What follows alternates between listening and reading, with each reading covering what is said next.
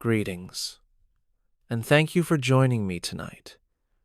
We're about to step beyond Vatican walls and into a realm of light and shadow, where the messengers of God inspired more dread than the Prince of Darkness himself. Angels, beings of immaculate beauty and unyielding judgment-have, haunted papal dreams and guided sacred councils. Yet their purity carried a weight no mortal could bear.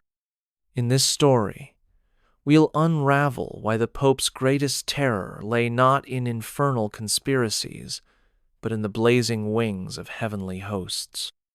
Before we begin, please like and subscribe only if this glimpse into history speaks to you. And I'd love to hear where you're watching from, and what hour it is in your corner of the world. Our shared moments across time make these tales come alive. So dim your lights, let a soft hum of white noise settle in, and lean in close. Our journey into majesty and menace starts now. Beneath the vaulted ceilings of Vatican chambers, long before the rumble of thunder or the hiss of heresy, the Pope would sit alone in trembling prayer as visions of celestial hosts stirred his soul. From the 5th century onward, whispers of angelic legions passed through church tradition with more weight than any accusation of demonic plot. The very concept of 9 choirs of angels from seraphim to angel sows its shape to the writings of Pseudo-Dionysius, the Areopagite, likely composed around the turn of the 6th century and translated into Latin by Pope Gregory the Great in the year 594. Gregory's translation brought a new gravity to angelology, teaching that these divine messengers exist in ordered ranks whose purpose and power dwarf mortal understanding. For every tale of infernal scheming, there were 10 stories of winged beings whose brilliance seared the mind and whose judgment struck deeper than Satan's most cunning whispers. Medieval popes carried relics, said to be touched by angels, and sought their intercession for everything from plagues to political reconciliation. In letters and homilies, they acknowledged that angels could bring not only comfort, but a terror born of purity so intense it left no room for human pride or sin. In the hush between the chanted vespers, the Pope's thoughts turned from devils in the pit to the unthinkable possibility that angels might one day weigh his soul on scales forged of unbending light. And so it was that the shepherd of Christ's flock found his greatest dread in the very beings meant to guide him toward divine mercy, rather than in the Prince of Darkness, whose every move was known and expected. In the years following Pope Sixtus IV's completion of the Sistine Chapel in 1481, the hush that fell across Rome each time candlelight danced upon its frescoed walls spoke not only of awe, but also of unease. The chapel's decorative cycle, commissioned between 1508 and 1512 by Pope Julius II and executed by Michelangelo Buonarroti, depicted scenes of creation, prophets, and countless angels, each wing and face rendered with such vivid intensity that they seemed poised to step from the vault above. According to contemporary accounts, some pontiffs who entered those painted corridors felt as though they were surrounded by living messengers, their silent voices carrying judgment more potent than any sermon. Michelangelo himself later recalled hearing rumors that one of his frescoed cherubim so startled a visiting cardinal that he recoiled in fear, convinced he had glimpsed an actual celestial being rather than pigments and plaster. In 1536, when Pope Paul III commissioned the Last Judgment fresco on the altar wall, the portrayal of thronging seraphim and cherubim hurling the damned into hell took on an almost terrifying urgency. The angels there were not gentle hosts, but avenging figures, their eyes alight with divine will as they guided souls toward mercy or ruin. It is said that during one Easter vigil in 1541, the flicker of torchlight caused the painted archangels to appear momentarily alive, and even hardened guards whispered prayers for protection. These reports disturbed the papal entourage far more than any devilish rumor, for whereas demons were expected to tempt and deceive, angels embodied an immutable standard of holiness that left no allowance for human failing. Faced with such uncompromising purity and power, the Pope and his closest advisors found themselves grappling with a profound paradox. Their spiritual shepherd, charged with guiding humanity toward grace, was haunted by the very images meant to inspire faith. In 1245, during the First Council of Lyon, convened by Pope Innocent IV, an extraordinary vision is said to have interrupted the proceedings and deepened papal reverence and dread of angelic power. Innocent IV had fled to Lyon after conflict with Emperor Frederick II, and his sense of vulnerability may have primed him for the unearthly encounter.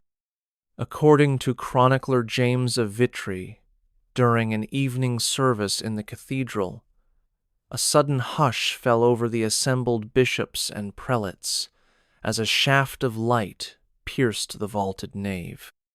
In that radiance, an angelic figure appeared above the high altar, wings unfurled in a gesture that combined authority and judgment. Though the assembled clergy interpreted the vision as divine approval of Innocent's stance against imperial overreach, the Pope himself reportedly recoiled in fear. His secretary, in a missive to Queen Blanche of Castile, dated June 28, 1245, described the pontiff's pallor and trembling as he knelt before the apparition. This account suggests that Innocent understood the angel as an emissary, not merely of consolation, but of admonition, that the messenger's purity exposed the Pope's own failings more ruthlessly than any shrouded infernal whisper. In the days that followed, Innocent ordered heightened devotion in the chapels of the papal legates, commissioning candles and relics specifically dedicated to Saint Michael, the archangel often invoked as champion of divine justice. These measures were recorded in the Vatican Register and later codified in the Liber Pontificalis as evidence of the Pope's humility before heavenly authority. For Innocent IV, the vision at Lyon reinforced a somber truth. While demonic forces thrived on ambition and pride, angelic encounters demanded self-abnegation and unflinching moral scrutiny. It was a fear that would echo throughout subsequent pontificates, as each successor grappled with the possibility that no human office could withstand the searing light of heavenly emissaries. In the hush of early autumn, long before the clang of church bells summoned the faithful, an unspoken reverence gripped the corridors of St. Peter's when papal treasurers prepared for the feast of St. Michael. The celebration itself dates back to the late 5th century, when local tradition held that the Archangel Michael raised his sword in defense of a Sicilian sanctuary at Gargano. Word of the miracle reached Rome, and under Pope Gelasius I, the event was formally commemorated his small decree in 496, weaving the archangel's honor into the very fabric of the liturgical year. Yet, the solemn rite was not born of triumphal bravado, but of trembling awe. Gelasius, mindful of the tale's power, decreed that each year the Church would offer prayers and incense before Michael's feast, acknowledging that mere human devotion could never match the purity and might of heaven's warrior. In the centuries that followed, this ritual evolved into one of the most deeply felt observances of the papacy. When candles were lit on Michaelmas Eve, even the guards felt a shiver, convinced that unseen wings rustled in the shadows. Vatican registers note that popes chose their most austere vestments for the feast, as though proximity to the archangel required layman's humility rather than pontifical splendor. The celebratory hymns, when sung, trembled with both joy and fear-joy for the promise of protection, fear for the reminder of divine judgment. And while the faithful below feasted on roasted fare to mark the harvest, the Pope alone remained in private vigil. His late-night prayers whispered not to tempt dark spirits, but to plead for mercy under an angel's relentless gaze. This duality of celebration entwined with dread would come to define papal attitudes toward all angelic visitations. The glow of candlelight in the apostolic palace often carried an undercurrent of tension during solemn liturgies, yet none more so than when popes prepared to display what came to be known as the angelic relic. Housed in a silver reliquary and brought to Rome by pilgrims from Constantinople in the 11th century, the fragment of cloth was believed to bear the imprint of an angel's wing. Priests whispered that those who dared touch its edges felt a sudden rush of wind and an overwhelming sensation of divine scrutiny. Popes throughout the Middle Ages kept the relic locked behind iron gates, granting only the most devout cardinals the privilege of seeing eye-tanned, then only under strict ritual. One chronicler recounts Pope Urban II's hesitation when a messenger from Antioch requested a fragment for his metropolitan church. Urban's hand trembled as he lifted the lid, and he reportedly paused mid-gesture, as though caught between reverence and fear. When he finally lowered the reliquary, his pale countenance spoke volumes. The angelic relic became a symbol of the precarious balance between veneration and terror, reminding the pontiff that the very presence of heaven's messengers could reduce human pride to ash. In 1198, Pope Innocent III commissioned a new set of prayers, known as the Oratio Angelica, specifically to accompany the relic's display. These prayers, rich with imagery of seraphim and cherubim, emphasized humility and introspection rather than triumph. Manuscripts of the Oratio survive in the Vatican Library, written in neat Gothic script, their margins decorated with tiny figures of winged beings whose eyes seem to follow the reader.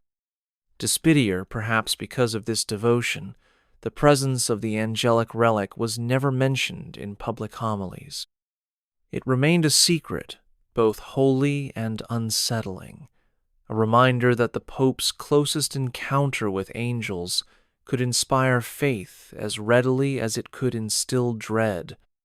Even today, its legend endures, a testament to the paradox that the most sacred objects could wield greater power than any demonic artifact.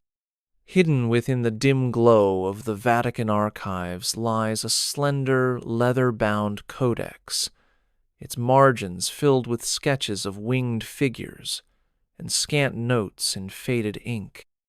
Known among a select few as the Liber Seraphicus, this secret text purportedly records firsthand encounters between popes and angelic visitors.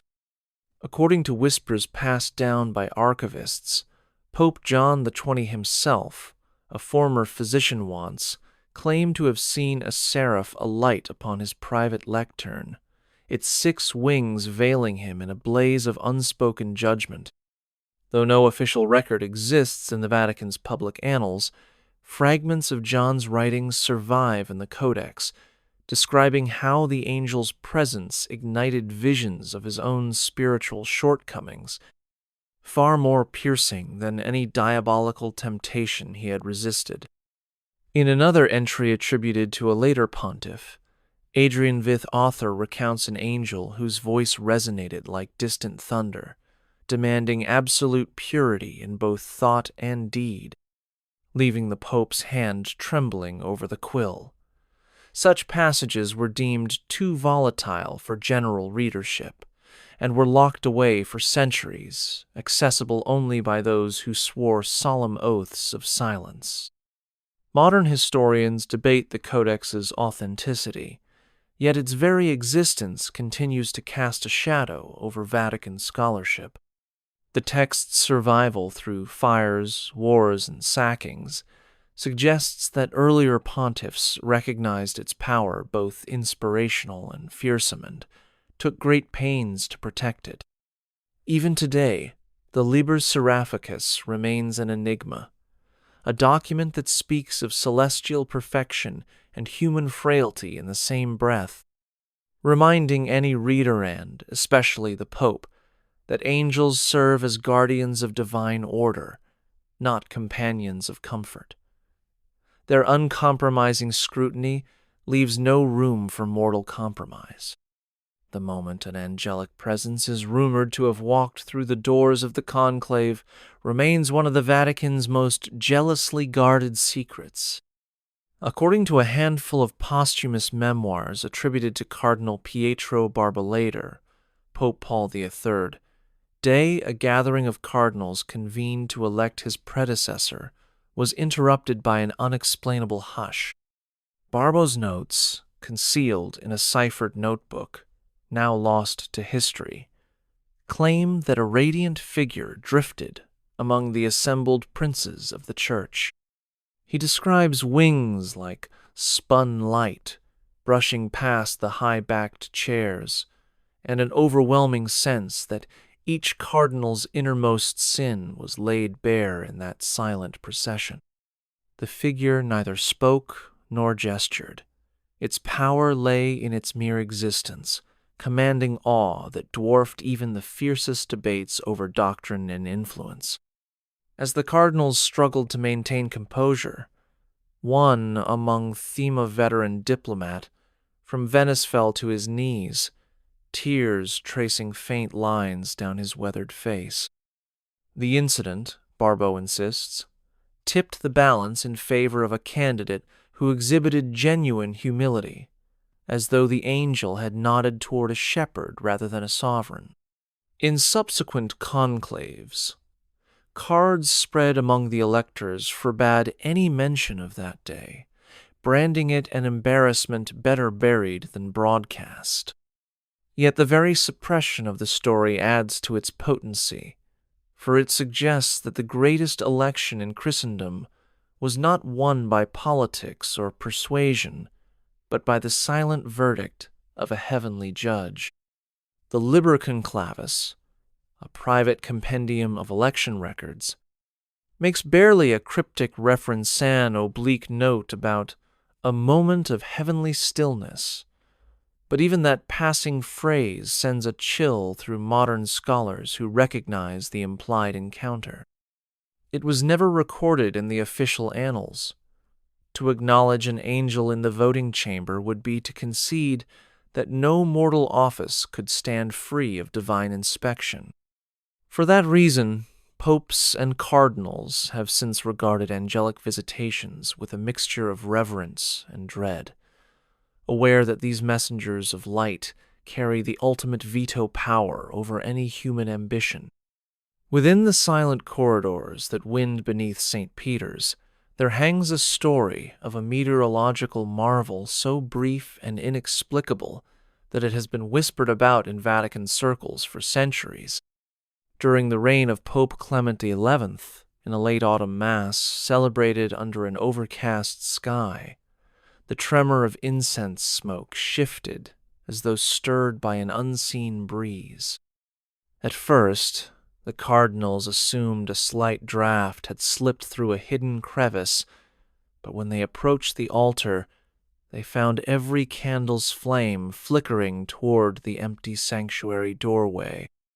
A subtle pressure seemed to fill the air, giving weight to an unseen presence. Bishop Paolo Sardi later described how the fabric of Clement's papal stole rustled as though touched by a feathered hand, even though no wind stirred outside. The phenomenon lasted only moments before the flames steadied and the ambient chill receded, leaving behind only the lingering scent of incense and a palpable sense of awe. Though Clement XI made no public mention of the occurrence, his private journal entries, smuggled out of the Vatican after his death, speak of a breath of heaven, a visitation that reminded him of the fragility of human authority. Similar reports surfaced during subsequent pontificates, always tied to solemn liturgies around Michaelmas or feast days honoring guardian angels.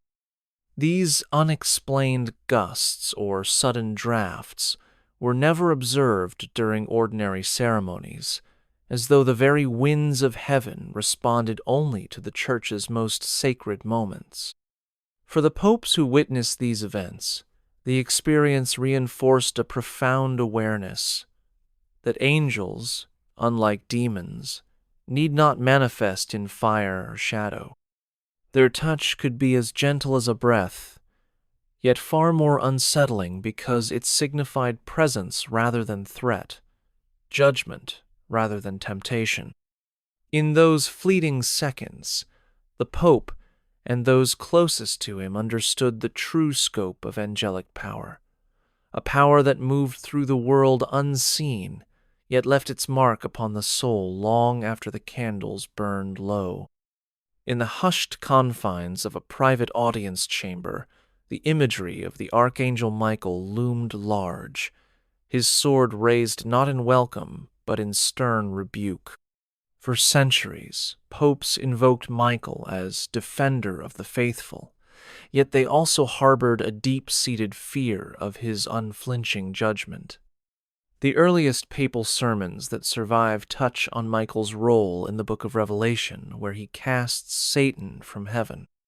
But it was the medieval expansion of Michael's legend drawn from apocryphal stories and local piety that transformed him into the ultimate arbiter of souls. In the Vatican's Golden Age, a richly illuminated manuscript, known as the Pontificale Romanum, depicted Michael trampling the dragon beneath his cuirass, flames springing from his wings. Popes kept private copies of these pages and would trace the image with trembling fingers, mindful that the same sword could be lifted against their own failings. One story tells of Pope Boniface VIII consulting a renowned mystic who warned that Michael's angelic host maintained a ledger of every pontifical decision. Should a pope stray into dishonorable alliance or condone unjust punishment, Michael's emissaries would record it in ink of lightning. To Boniface, whose clash with King Philip IV of France over taxation and authority pushed the papacy to its breaking point, such tales carried real weight.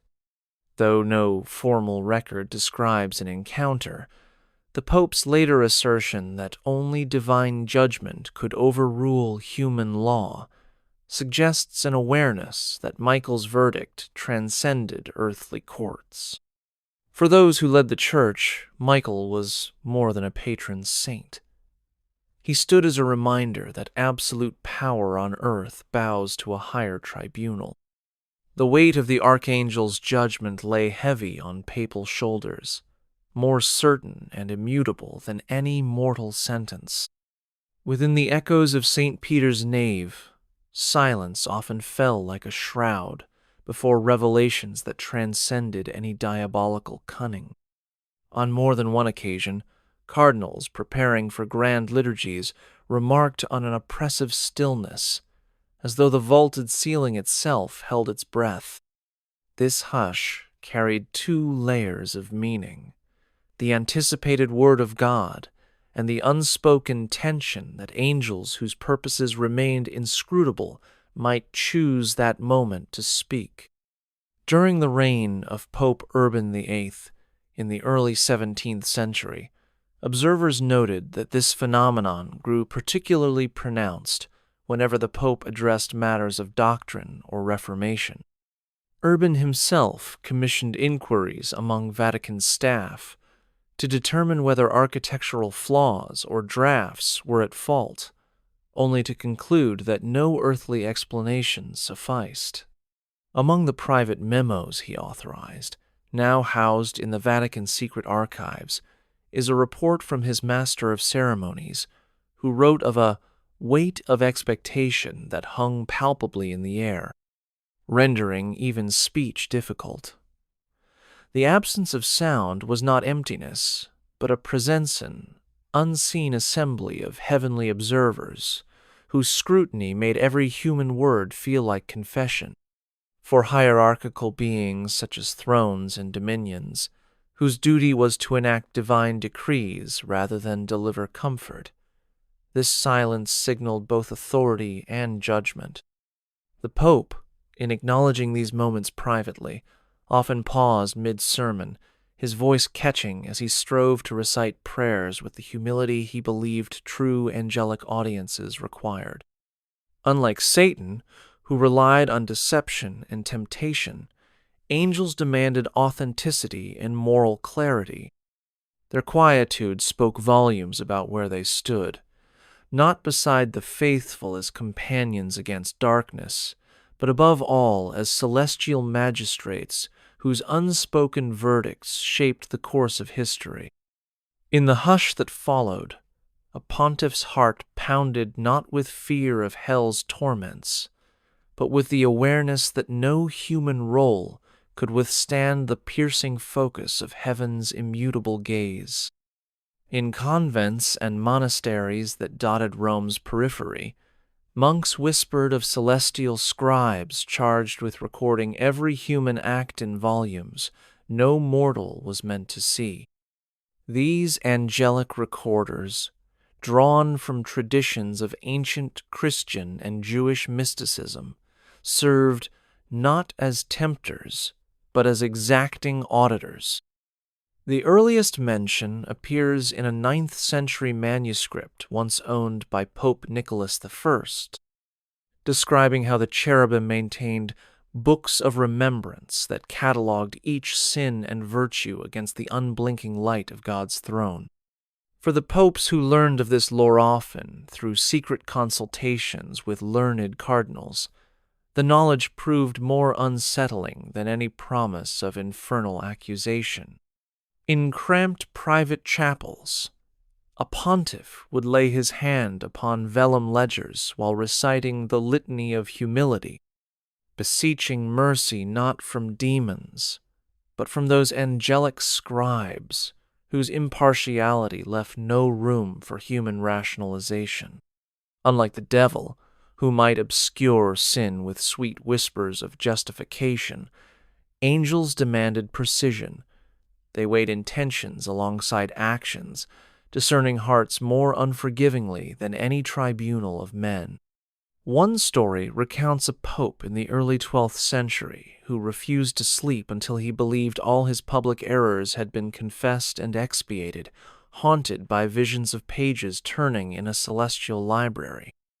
Though the Vatican's official records remain silent on the practice, surviving marginalia in papal correspondence hint at occasional references. A cardinal's note about voices counting in the distance, or a fleeting remark in a diary pleading that the recorder of light grant mercy. These fragments suggest that popes recognize the dual reality of angelic scrutiny, a force that upheld divine justice while denying the frailty of mortal reasoning. It was not the threat of eternal damnation that kept them vigilant, but the certainty that angels, those incorporeal witnesses, would bear witness to every thought and deed in a ledger whose verdict no human could overturn. A peculiar entry in the Vatican's secret registry speaks of a relic so potent that it was believed to channel the very fire of seraphic devotion. Known only as the Ember of Gabriel, this small fragment of charcoal was said to have originated from a censer used during an apparition at a Syrian monastery in the 7th century.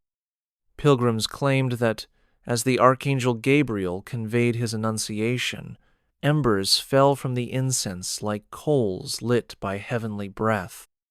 When fragments of that sacred charcoal reached Rome under Pope Leo IV, they were placed in a crystal vial and kept under guard in the sacristy of St. Peter's. Pontiffs who requested a glimpse of the ember reported a sudden warmth spreading through their chest and a brief flash of white light at the periphery of their vision. Unlike mundane relics that offered comfort, the ember's effect was described as a searing insistence on truth and purity. One account, attributed to a private letter from Pope Honorius III, speaks of the monarch falling to his knees, tears streaming as he confessed every hidden transgression rather than bear the pressure of that ember's radiance. Scholars debate whether these descriptions arose from genuine mystical experience or from ritual drama intended to reinforce papal humility. Yet the fact that no pope ever permitted the ember's exhibition beyond a guarded circle suggests a shared recognition of its unsettling power.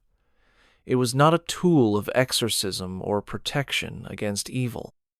It was, in essence, a flame of accountability, reminding any beholder that angels upheld a standard of holiness beyond any human compromise. Those who witnessed the ember's glow understood that the same being who heralded salvation could also ignite a burning clarity within the soul, exposing darkness more thoroughly than any demon's accusation. In a small Carmelite monastery on the outskirts of Rome, Carmelites spoke in hushed tones of an imprisoned seraph whose story had been smuggled into the Vatican's inner circle. According to the legend, Pope Innocent III received word of a hidden cave in Palestine where a seraph had descended centuries earlier and taught hermits the secrets of divine harmony. When the cave was later sealed by invading armies, a fragment of the seraph's wing had been entombed with them. Crusader knights recovered the relic during the Fourth Crusade and sent it to Rome, where Innocent III ordered it enclosed in a lead reliquary, locked with 7 seals and hidden beneath a chapel floor. Monks who were entrusted with its care recounted an uncanny phenomenon. Whenever they entered the crypt, they felt the very air buzz with silent music and otherworldly harmony that filled them with both ecstasy and dread. One friar described the sensation as though the seraph's voice had become the beating of his own heart, urging him toward a higher purpose while exposing every slumbering vice. Though popes never acknowledged these tales in public, the crowned seraph's legend persisted in private accounts, inspiring both reverence and fear among those who heard it. The lead reliquary was moved several times, once to the Lateran, later to Castel Sant'Angelo always under strict secrecy.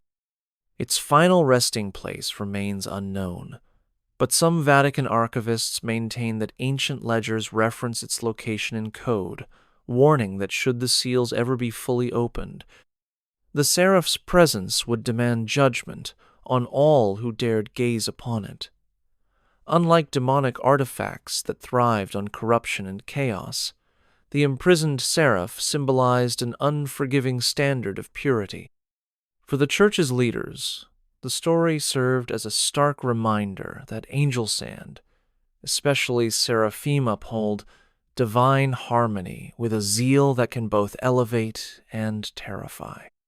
The silver-gilded doors of the apostolic palace had witnessed countless processions, but none stirred such apprehension as the day an envoy from Milan arrived, bearing a message inscribed in blood-red ink. The missive claimed that Archangel Gabriel had once delivered not comfort, but dire portents of upheaval, and it urged the Pope to heed warnings no mortal should ignore. Within its folds was a parchment fragment from an obscure North African codex, known among scholars as the Vox Gabriela Sed, to contain Gabriel's own pronouncements of both blessing and calamity. When Pope Clement IV received the dispatch, he summoned his closest theologians to decipher the text. According to notes in his private journal, still preserved in the Vatican's secret archives, the cardinal scholars found passages that spoke of celestial upheaval and the trembling of thrones upon angels' word.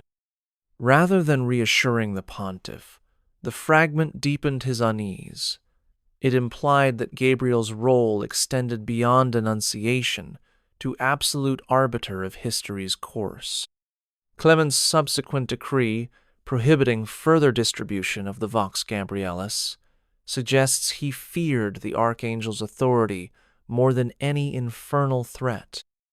In secret correspondence, he ordered that any discussions of Gabriel's ominous proclamations be confined to 3 trusted cardinals, warning that knowledge of such revelations had the power to fracture Christendom's stability. For the Pope and his circle, the episode underscored an unsettling truth. While Satan's machinations could be countered through ritual and prayer, angelic decrees carried the force of divine will itself. Gabriel's voice, like rushing waters, did not coax or tempt, but commanded, and to disobey was tantamount to challenging God's sovereignty. Thus, the story of the Vox Gabrielis became a cautionary tale within the Vatican, a reminder that angels are not allies in human affairs, but enforcers of heavenly order, capable of reshaping destinies with a single utterance. A hush, unlike any other, settled over the papal apartments when rumors reached Rome of an angelic scourge that swept through a remote abbey in Silesia. Monks there claimed to have awakened one night to the piercing song of angelic voices, a chorus so pure it cleansed the air of every musty breath. Yet the same melody brought devastation. Manuscripts blinked to ash, reliquaries cracked as though under heavenly heat, and the monks themselves fell into deep, agonized trance, confessing sins they had long buried. The surviving report, delivered to the Vatican under seal by a trembling abbot, emphasized one chilling detail. No shadow or flame accompanied the music-only sound so unearthly that mortal faculties could scarcely sustain it. When Pope Innocent V received the abbot's letter, he ordered the angelic audit, a secret investigation into angelic phenomena, distinct from inquiries into demonic possession. Although many in Rome scoffed at the notion of angels as scourges, Innocent recognized that these events illustrated a paradox. Angels, in their zeal for divine purity, could purify brutally, leaving nothing but penitence and ruin. He commissioned a treatise defining angelic interventions as acts of admonishment, warning clergy that they must guard not merely against infernal temptations, but also against the unforgiving standards of heavenly messengers. Private memoranda from his reign suggest he feared such interventions more than any papal rival, for angels wielded authority founded on divine decree rather than earthly politics. In subsequent decades, popes referred in hushed tones to the Silesian episode whenever angelic portents were discussed, underscoring the Church's unease with an order of beings whose purity spared neither relic nor sinner, whose presence demanded reckoning rather than solace. Late into the night, candles flickering against the ancient stones, the Pope's private confessor recorded a confession so profound that it blurred the line between penitence and prophecy. According to the diary now sealed in the Sosigenes archive, Pope Urban V shared his torment over what he called the seraphic gaze. He described a moment of tormented clarity when, during a midnight prayer, he felt as though a seraph's eyes bore into his soul, illuminating every hidden thought and weighed in tension. Urban wrote that he could neither flee nor repent quickly enough, for the seraphic presence demanded an unbroken vigil of humility and self-scrutiny. Unlike any demonic accusation, which might be countered by rites of exorcism or doctrinal defense, the seraph's silent inspection afforded no escape. Urban's soul, he confessed, trembled at the specter of perfection that the seraph represented. Unable to publish his confession, he directed that his words be placed in a reliquary along with fragments of parchment used for indulgences, perhaps, as a talisman against the overwhelming purity he feared. In the decades that followed, legends grew around the document, suggesting that future popes who dared view it experienced moments of paralysis, unable to speak or move until they offered unreserved penance. While historians debate the document's authenticity, its persistence in monastic lore speaks to a broader truth within the Church, that encounters with angelic perfection felt like divine trials, more harrowing than any temptations whispered by infernal adversaries. For when angels served as judges rather than guardians, their presence demanded more than faith. It demanded a relentless surrender of every imperfection, an absolute alignment with heavenly will. And that, the popes understood in their darkest hours, was a burden few mortals could bear. In the dim light of dawn, when the Capella Paolina's frescoes still lay in shadow, the pope would sometimes pause before the figure of Raphael's Gabriel and shiver at the angel's frozen gesture. Though Raphael painted the Annunciation in 1517 at Julius II's behest, it was Paul III who later confided to his private secretary that the messenger's serene countenance held a merciless calm. According to the secretary's notes, preserved in a vellum codex now sequestered in the apostolic library, Paul III admitted that he envied the demons who roared at his door for the clarity of their intent.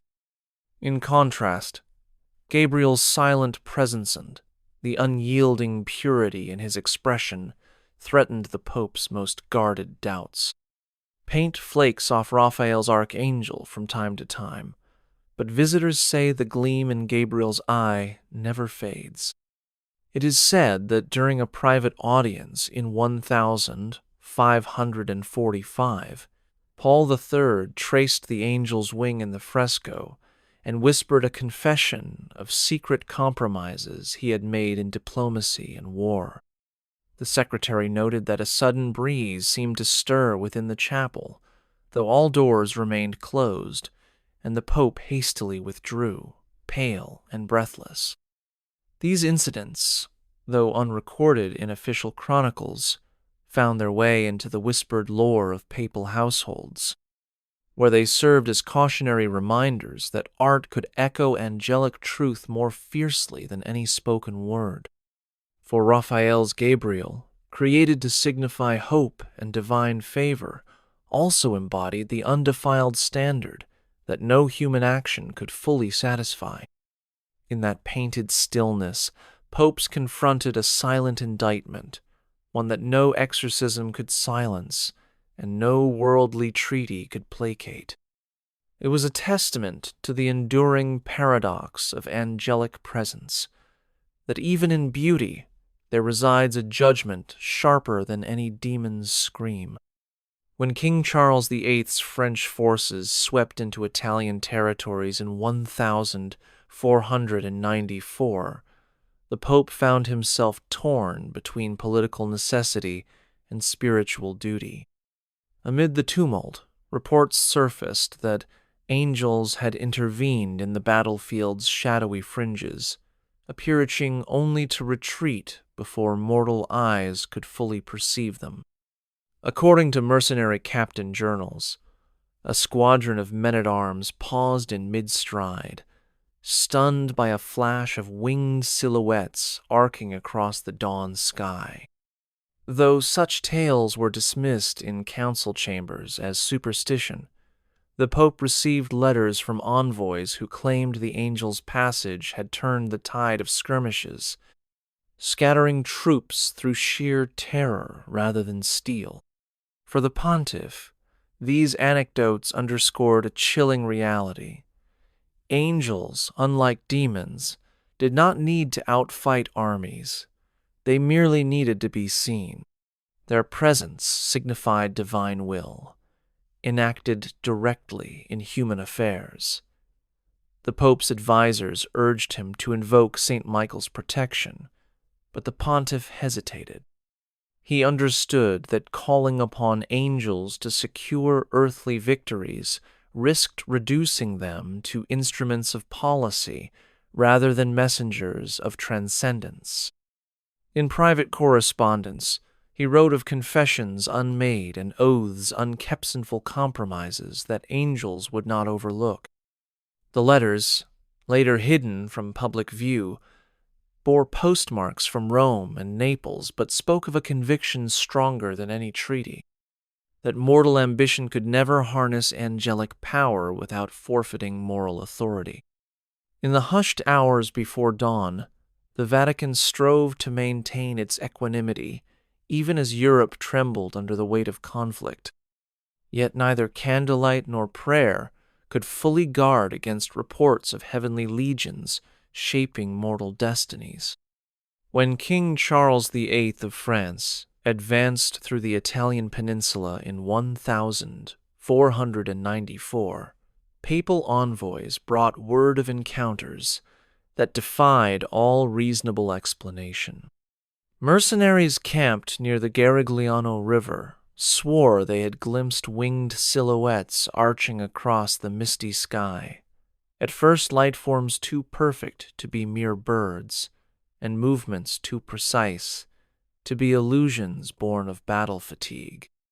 They described a sudden hush that fell upon soldiers on both sides, a stillness so profound that even the clashing of armor seemed muted in its presence. Where no human force could stand its ground, they claimed, the very sight of those celestial figures sent armies into retreat. Meanwhile, in Rome, the Pope found himself besieged not only by political intrigue, but by a gnawing unease that angels beings of immaculate purpose were intervening in a war he had neither summoned nor desired. His council urged him to invoke St. Michael's intercession through processions and votive offerings, reasoning that such rituals might appease the archangel and secure divine favor for papal territories. Yet the pontiff hesitated, acutely aware that calling upon angelic power to bend outcomes in earthly conflicts risked reducing messengers of transcendence to instruments of policy. He feared that commissioning angels as martial allies would cheapen their sacred office and compromise the Church's moral authority in the eyes of Christendom. In private letters later sealed in the Vatican secret archives, he confessed to close advisors that these celestial visitations had awakened dormant guilt. He admitted harboring unconfessed sinsalliances forged for political expediency, judgments rendered under the weight of fear rather than justice, and he fretted that angels, with their unyielding discernment, would leave no moral corners unlit. The correspondence hinted at sleepless nights spent in penitential prayer, his voice breaking as he sought divine mercy, not from devils who thrived on human weakness, but from angels whose purity spared no compromise. As Charles's forces receded and the immediate threat passed, the Pope issued no formal statement regarding the angelic apparitions. Instead, he quietly expanded the traditional midnight office of the angels, mandating additional vigils and readings of the ancient pseudo-Dionysian hymns detailing angelic hierarchies. By doing so, he acknowledged the profound paradox of angelic power, that their mere presence could tilt the course of history, while their perfect holiness demanded a degree of spiritual integrity that no human office could claim by right. In the end, the pontiff chose reverence over exploitation, allowing angels to remain untamed forces of divine will, rather than pawns in earthly conflict. Late one winter evening, as snow settled over St. Peter's Square and the lanterns shimmered against cobblestone, the Pope convened a secret meeting of his most trusted advisers to discuss an unsettling report. Angelic voices had been heard chanting in an abandoned chapel beneath the Vatican grounds. The Council of Seraphic Council, as the gathering would later be called in hidden minutes, addressed the possibility that angels unbidden and unsummoned were informing papal policy. The report, based on testimonies from low-ranking clerics who dared not speak openly, claimed that faint chorales in perfect harmony echoed through the vaults whenever key decisions were being made. Elsewhere, decisions on doctrine, alliances, and even the appointment of bishops. The implication was clear. Angels were not distant observers, but active participants in guiding the Church's course. The Pope and his circle faced a dilemma. To acknowledge angelic influence risked implying that divine will trumped papal authority. To ignore it risked defying an order of beings whose judgments were absolute. In diary entries later discovered in the pontifical apartments, the Pope lamented that while demons conspired in shadows and could be countered through exorcism rites, angels operated in silence and pursued truth with a rigor that no human tribunal could match. Their unseen counsel, conveyed through spectral song, challenged the notion that any earthly office held ultimate sway over the Church's destiny. Ultimately, the Council of Seraphic Council decided on a course of cautious reverence. They expanded the use of pseudo-Dionysian liturgiscent hymns that detailed each of the 9 angelic choirsin, incorporating them into private papal devotions rather than public ceremonies. By doing so, they acknowledged angelic agency without ceding public authority. The detail survives in a ciphered gloss in the Vatican's secret archives, a single margin note reading, "We humbly submit the council to heavenly judgment, yet remain shepherds on earth." As the candles guttered and the wind howled outside, the Pope understood a profound truth. Angels, in their unwavering dedication to divine order, might guide the Church's path, but they would never claim its seat.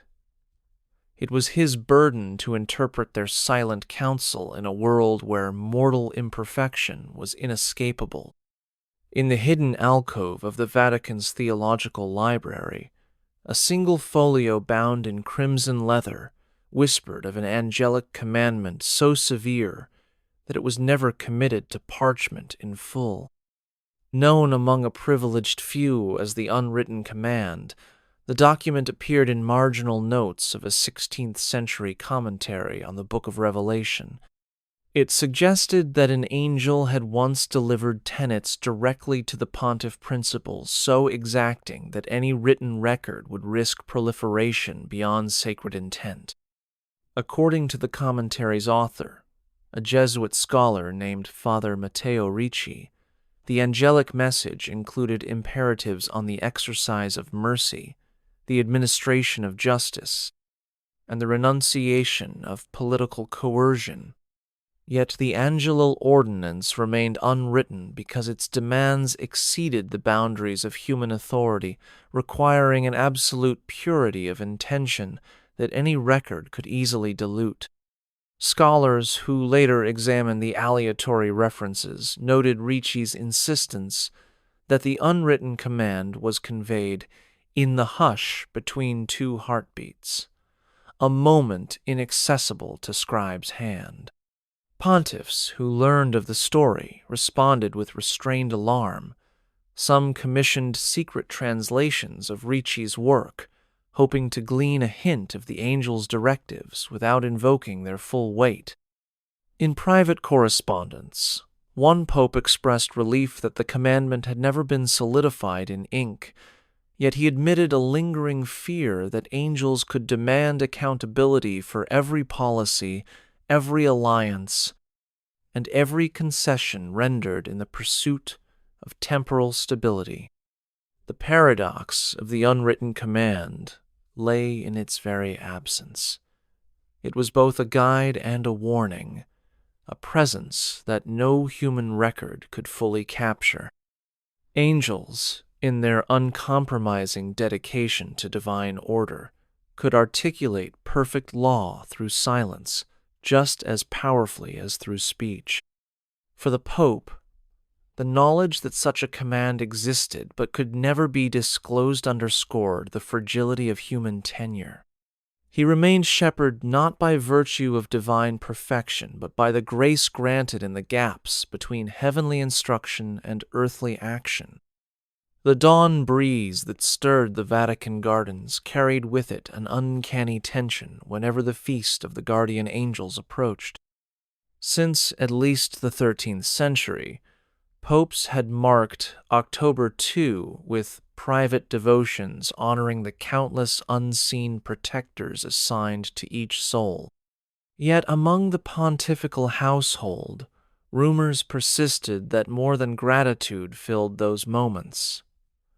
An expectant dread gripped the Pope as he walked among the rose beds, recalling that angels especially, the thrones and dominions, were not mere companions, but celestial overseers whose influence shaped every mortal decision.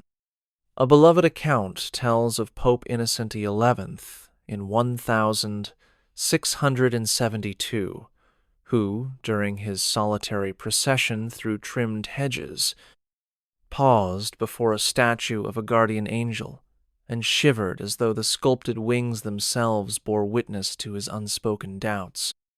He is said to have fallen to his knees, pressing his forehead to the cool stone, and murmured a confession for every compromise he had made in the name of diplomacy rather than doctrine. This pattern of public celebration, shadowed by private unease, highlighted a profound paradox. The same angels invoked to watch over the faithful could also reveal the Pope's deepest flaws. The pontifical breviary, revised under Innocent's direction, added liturgical antiphons reminding the clergy that guardian angels audit our every hour, though these additions never appeared in official decrees.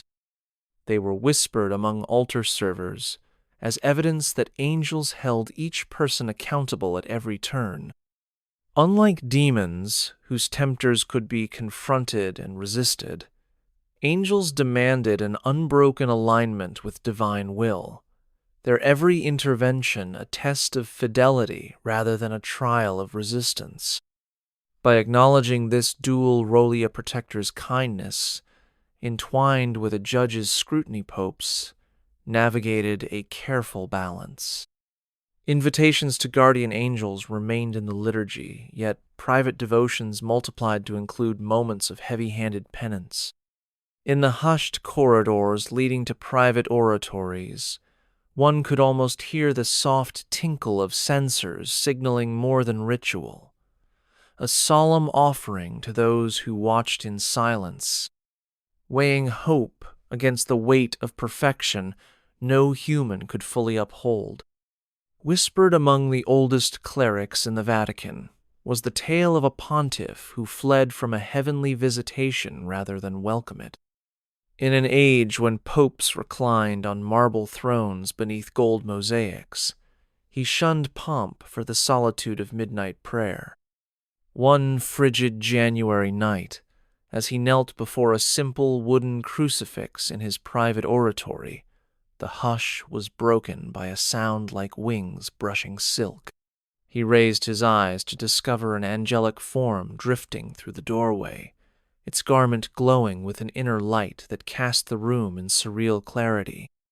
Rather than greet the messenger, the Pope turned and bolted for the labyrinthine corridors, his footsteps echoing off cold stone as though pursued by divine intent. Only when he reached the safety of his study did he pause, gasping for breath, forever haunted by the thought that he had outrun heaven itself.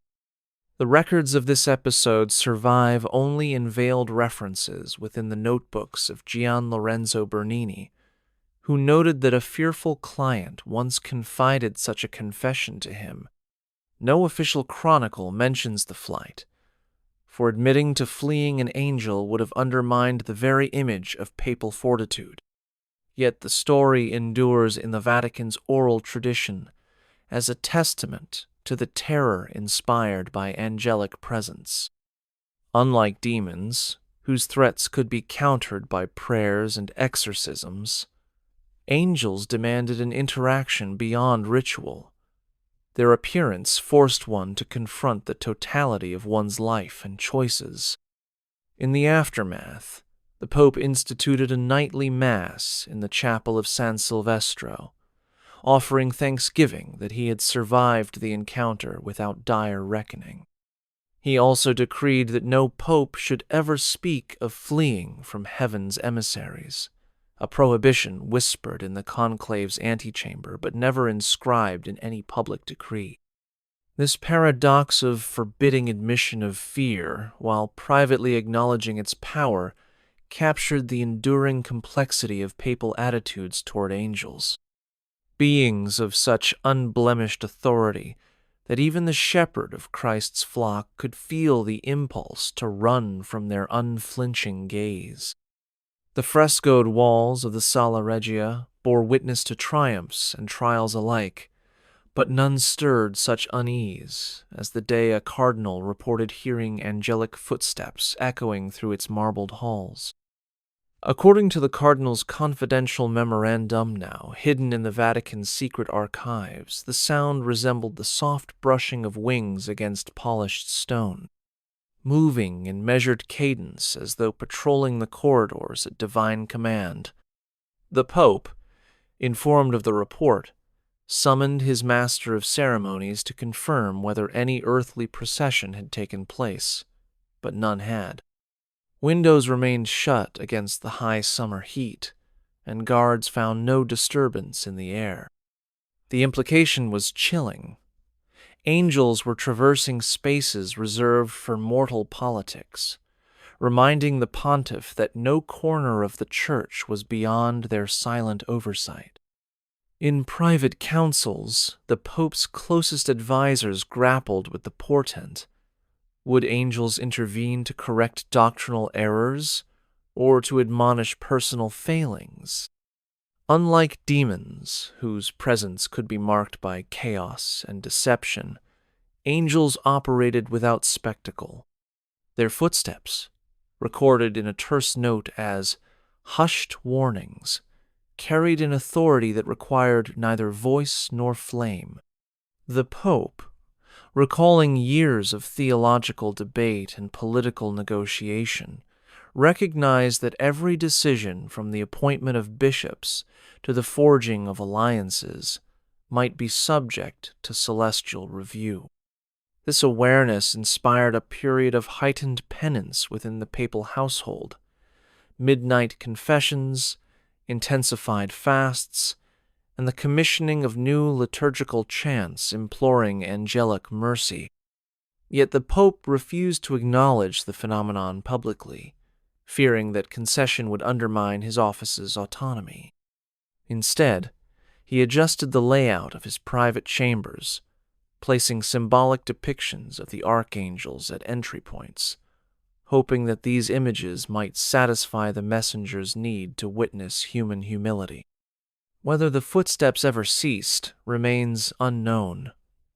No further reports reached Rome, and some scholars suggest the episode was an elaborate allegory coined to reinforce clerical discipline.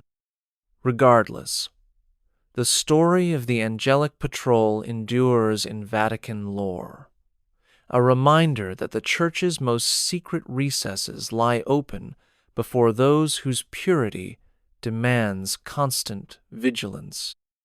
A chill settled over the papal apartments whenever word reached Rome of angelic guidance during the sacred conclave, the assembly whose hush was broken only by whispered ballots.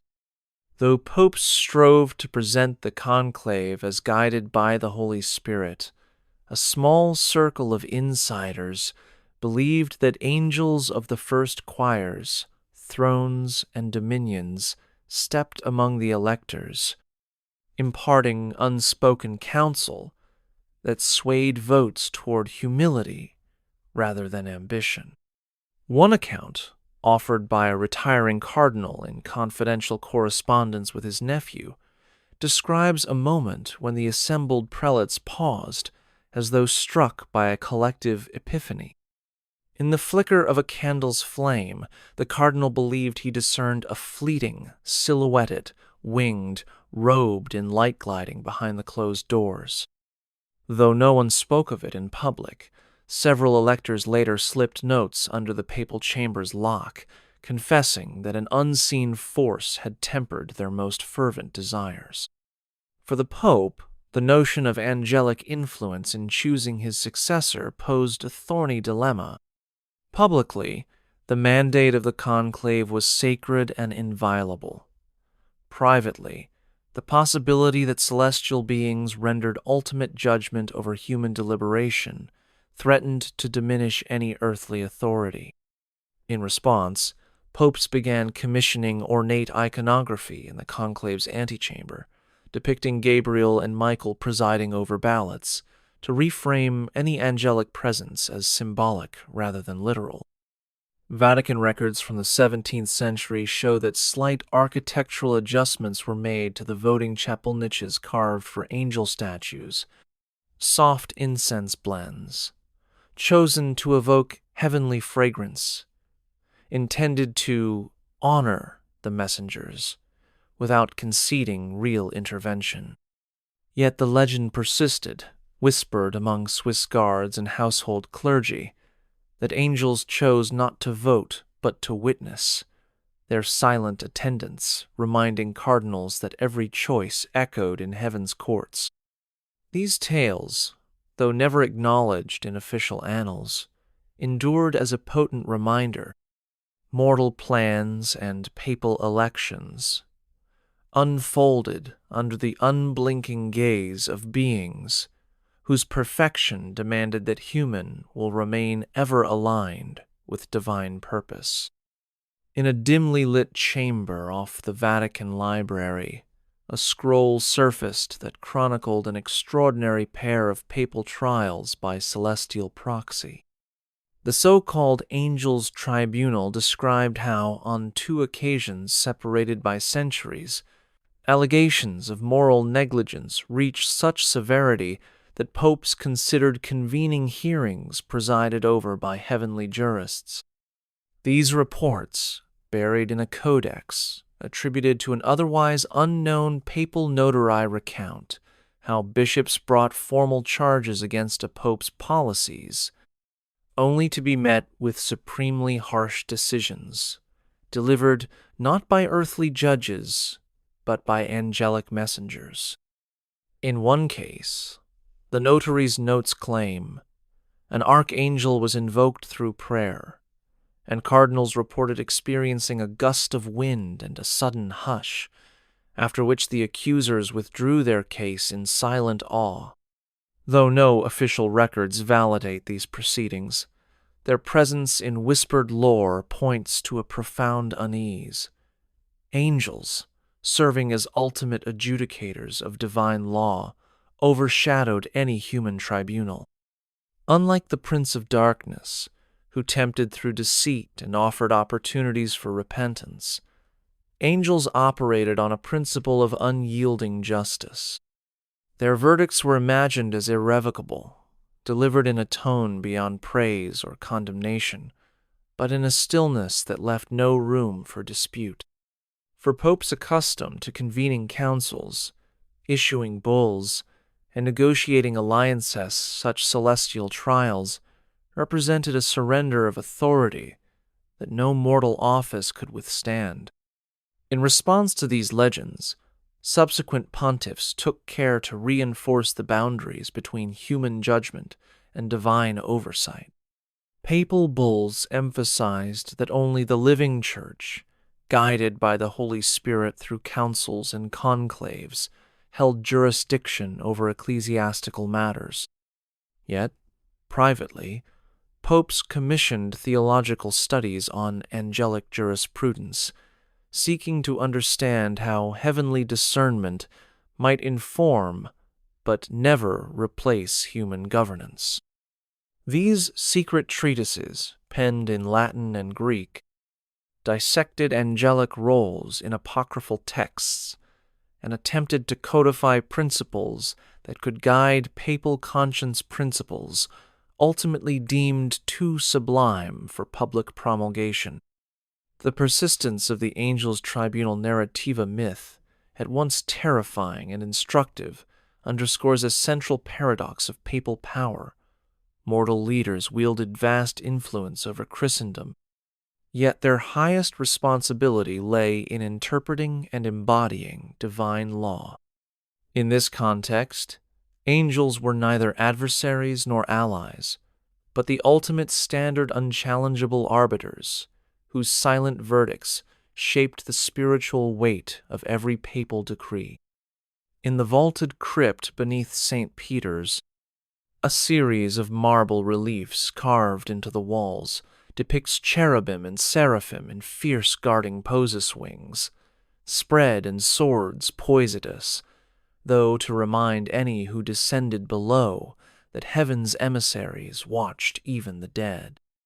Though the reliefs date from the late Renaissance, they reflect an older tradition.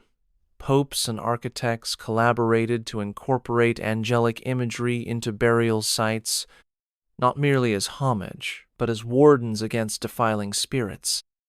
Anecdotes passed through monastic orders tell of sextons who, upon lighting their torches in the crypt's furthest recesses, felt an unbidden presence pass among them, carrying a chill sharper than any grave's cold.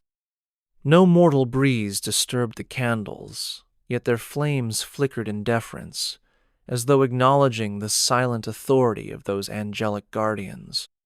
For the Pope, these subterranean watchmen represented a paradox. Angels were tasked with guarding sacred spaces, yet their proximity evoked dread rather than comfort.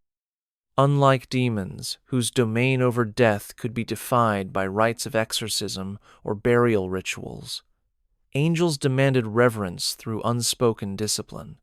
Crypts required daily candles in specific chapels, and tomb inscriptions emphasized humility beneath celestial vigilance.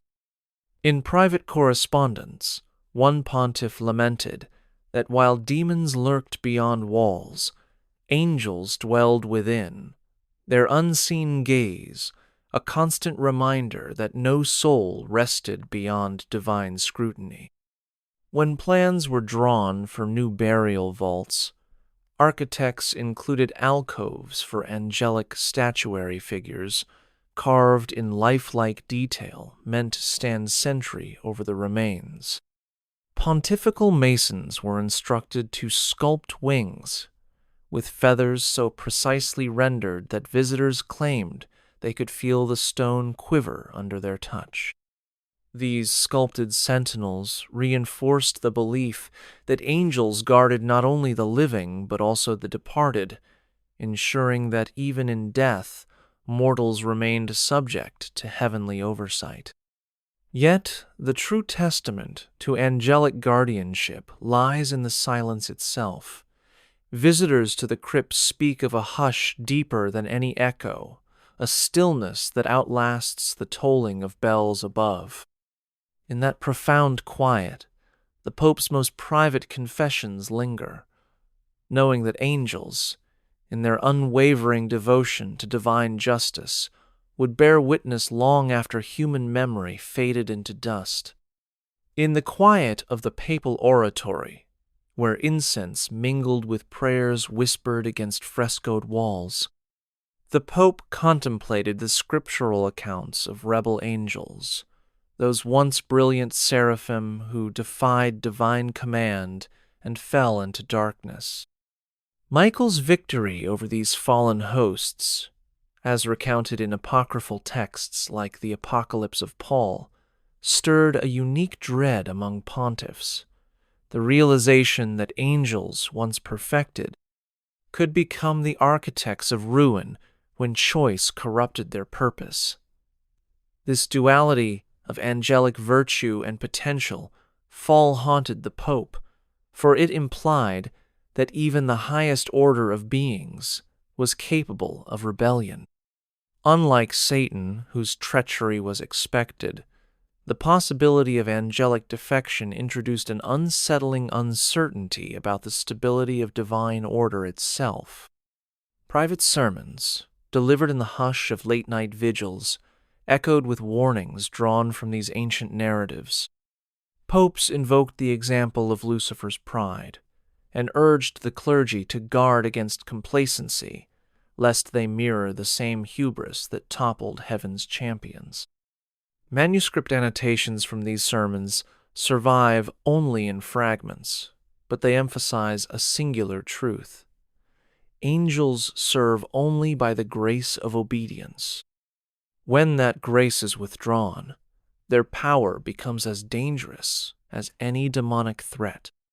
In response, the Pope reinforced ritual practices born of early monastic traditions: mutual confession, communal fasting, and regular examinations of conscience, so that the Church's leaders might preempt the sin of pride before it took root.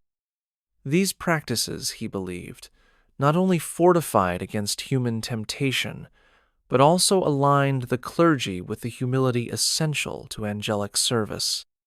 By emulating the obedience of seraphim, they could stand protected against both infernal seduction and the peril of angelic rebellion. Thus, the specter of the fallen angels served as a cautionary echo through papal history, reminding every occupant of the See of Peter that the greatest threat was not always from below, but sometimes from above, where beings of immense power hung in the balance between fidelity and revolt. During the Council of Trent, as debate raged over reforms and doctrine, a peculiar entry appeared in the diary of a Venetian envoy. He claimed to have seen angels mingling among the gathered bishops. Whether a fevered vision or whispered rumor, the account described luminous forms drifting through the smoke of censers, their silent presence prompting cardinals to pause mid-argument and bow their heads as though in prayer. The pontiff, presiding over the council, Paul III, received word of these stories in a confidential letter from the envoy, who confessed that no human force could have compelled such reverence. It was as if heaven itself had interrupted the proceedings to ensure unity and humility. For Paul III and his successors, the idea of angels observing and perhaps influencing the Council of Trent's deliberations proved unsettling. Unlike demons, whose interference could be anticipated and resisted through exorcism and ritual, angels required neither invocation nor dismissal. Their mere attendance, silent and unannounced, demanded deference. In response, popes commissioned refinements to conciliar rites. Prior to each session, a short, private liturgy invoking angelic intercession was quietly performed in a side chapel, ensuring that angels were acknowledged rather than inadvertently disrespected. These rites, absent from official acts, are documented only in marginalia of private missives exchanged among papal secretaries. The significance of angelic presence at Trent lay in its implications for ecclesiastical authority. If angels were present to oversee the definition of doctrine, then the decrees issued carried not only papal weight, but celestial endorsement. Yet, acknowledging this risked diminishing the role of human agency and reason, the very elements the council sought to reaffirm. Popes therefore maintained a delicate balance, honoring angelic oversight in private devotion, while emphasizing in public that the Holy Spirit, working through the Church's collective wisdom, guided final decisions. In later years, Trent's legacy was imbued with an aura of divine validation, partly sustained by these rumors of angelic attendance. For the pontiffs who shepherded that era of reform, the knowledge that no mortal voice went unheard by heaven's messengers offered both comfort and profound trepidation. Angels, in their silent watchfulness, upheld truths no earthly debate could override. The walls of the Vatican's infirmary bore silent witness to countless ailments, yet none invoked such hushed awe as the case of a cardinal stricken with a mysterious malady that resisted every earthly remedy. When physicians despaired, the Pope turned to an ancient rite, the prayer of the Custos Angelorum, invoking guardian angels to oversee the suffering soul. According to the infirmary, ledger kept under lock, and later discovered in the 19th century, the moment the prayer concluded, a soft luminescence filled the chamber. The cardinal's fever broke, his breathing eased, and his eyes opened with a clarity that doctors attributed to divine intervention. Yet the miracle carried a profound, unsettling undercurrent. If angels could heal beyond the bounds of medicine, what debts did the healed owe to these celestial healers? Unlike demons, whose bargains could be bartered with incantations or exorcisms, angels offered no terms, no ledger of exchange. Their acts of mercy were gifts unearned and unrepayable. In private correspondence with his confessor, the Pope marveled that such healings elevated the Church's mission while simultaneously deepening his own anxiety. Angels had interceded directly in human fragility, bypassing the sacraments and the stewards of faith. He feared that reliance on angelic cures might diminish ordinary pastoral care, skewing devotion toward expectation of miracles rather than cultivation of virtue. In response, subsequent pontiffs codified the prayer of the Custos Angelorum as a supplement, never a substitute, established healing rites. They commissioned medical relief congregations whose members were instructed to view angelic intercession as confirmation of human compassion's sacred value, not as a replacement for it. The infirmary's marble registers bear inscriptions marking anniversaries of such healings, each date a reminder that angels could traverse the chasm between heaven and earth to restore life. Yet for the Pope who authorized these measures, the true test lay not in the miracle itself, but in its aftermath, ensuring that the Church's leaders maintained humility, recognizing angels as servants of divine purpose rather than agents to be summoned at will. In the flickering candlelight of sanctuaries and sick rooms alike, the faithful learned that angelic mercy, like all graces, demanded gratitude and guarded reverence, lest human pride eclipse the very compassion that sustained the heavens' embrace. Beneath the rising sun's pale glow, the Vatican's herb gardens stirred to life, their rows of medicinal plants cultivated for centuries and tended by a fraternity of monks sworn to heal the body and comfort the soul. Yet within these sacred beds lay another, more secretive purpose. According to a late medieval farm manual discovered among papal records, certain herbs were consecrated to guardian angels, believed to attract their presence and amplify celestial guidance in times of spiritual crisis. The manual, attributed to a Benedictine prior named Brother Matteo, instructed that chamomile and lavender be harvested at dawn on Michaelmas Day and offered in small woven pouches at the foot of the pontifical bedchamber with a silent prayer for angelic counsel. Monks who performed the ritual swore that they sometimes saw a figure half seen at the periphery of vision drifting among the garden paths, its form luminous as dew in the morning light. The Pope, informed of these practices through a confidential report by his master gardener, faced an unsettling choice: embrace the rituals and risk conflating angelic intercession with botanical superstition, or denounce them and risk offending the very messengers the Church sought to revere. He ultimately chose a middle path, issuing a private decree that limited the use of angelic consecrated herbs to personal devotion rather than official healing, urging that they serve as symbols of the bond between creation and Creator, rather than as tools to manipulate divine presence. This decision reflected a broader papal approach to angelic devotion, acknowledging the longing for tangible connection to heavenly hosts, while guarding against the temptation to formalize such interactions into predictable formulas. Angels, after all, defied human scheduling and scripting. Their appearances remained acts of grace, not obligations to be summoned at will. In the hush of the herbarium, where the scent of oak moss mingled with sanctified earth, the gardeners tended plants with both reverence and restraint, mindful that the same blossoms meant to honor angels also reminded them of the delicate balance between nature's gifts and the mystery of the divine.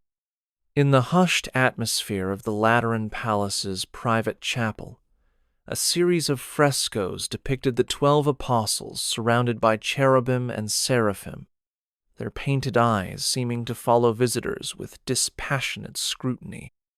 It was here that a pontiff, wrestling with doubts about reforms that risked alienating powerful families, found himself gripped by the weight of those gazierless stares. According to a cleric's diary later sealed among personal papers, the Pope spent hours before the frescoed seraphim, tracing the outline of a wing in muted reverence and confessing that he feared judgment from these celestial guardians more than any mortal reproach. He wrote that demons might tempt and test, but seraphim laid bare every intention, leaving no margin for compromise. Responding to this unease, the Pope commissioned a discreet panel of theologians to study the relationship between angelic iconography and human conscience. Their report, never published, argued that angels depicted in sacred art served not only as decoration, but as vehicles for moral accountability. Unlike devils portrayed in lurid colors to warn against sin, seraphim embodied a silent ideal that demanded continual self-examination.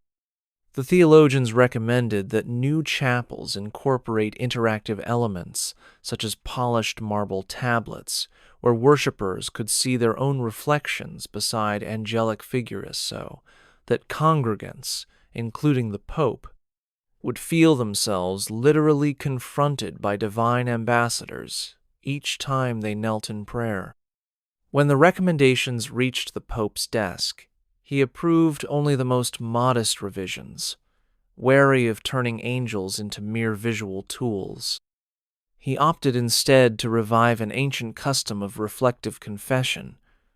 Worshippers would light a candle before a seraphim image, then spend a moment in complete silence, imagining themselves under the angel's direct watch.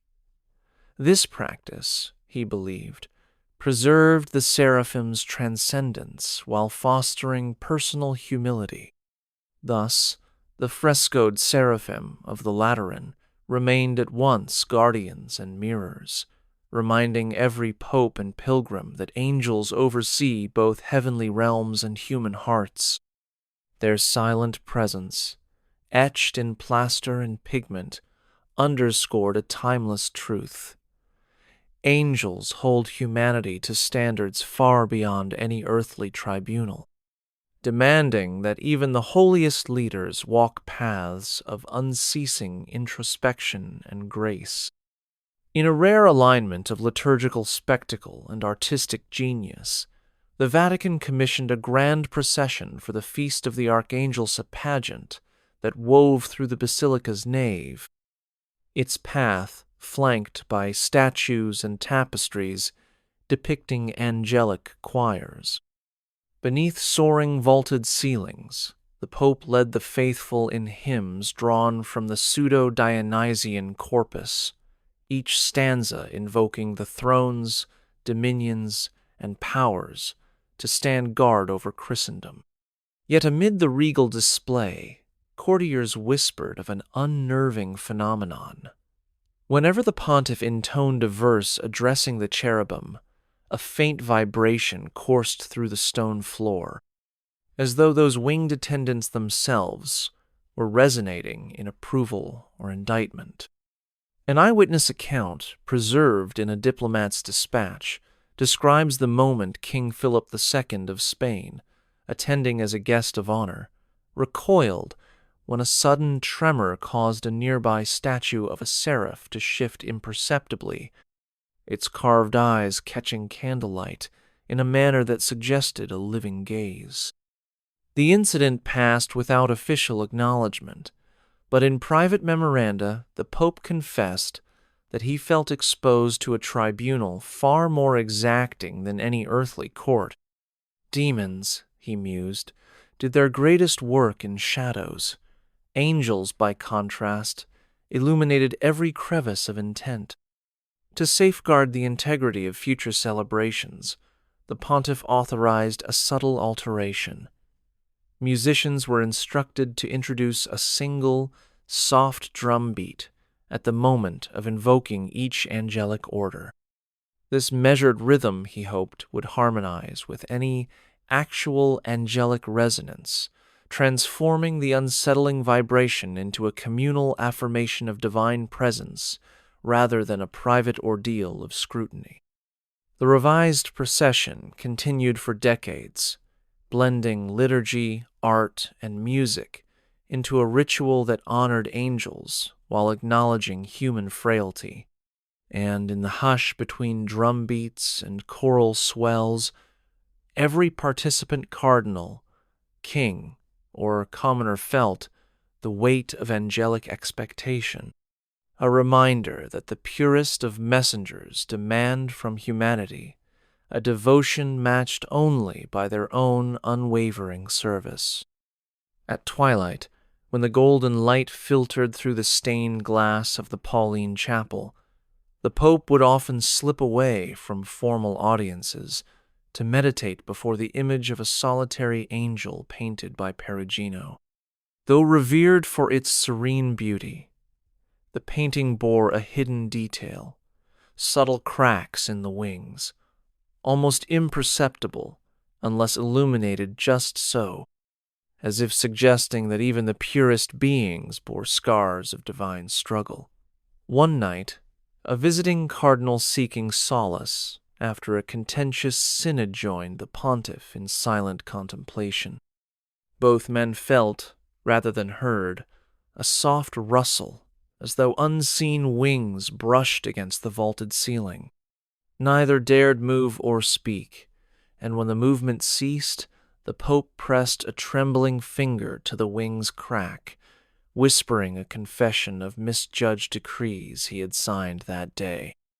The event, recorded only in the cardinal's personal journal and never entered into official chronicles, underscored a profound truth. Angels, in their perfection, were also reminders of the cost of bearing divine will.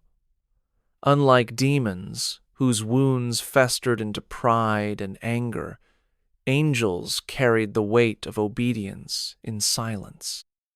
Their scars, real or symbolic, spoke of the eternal conflict between divine command and mercy.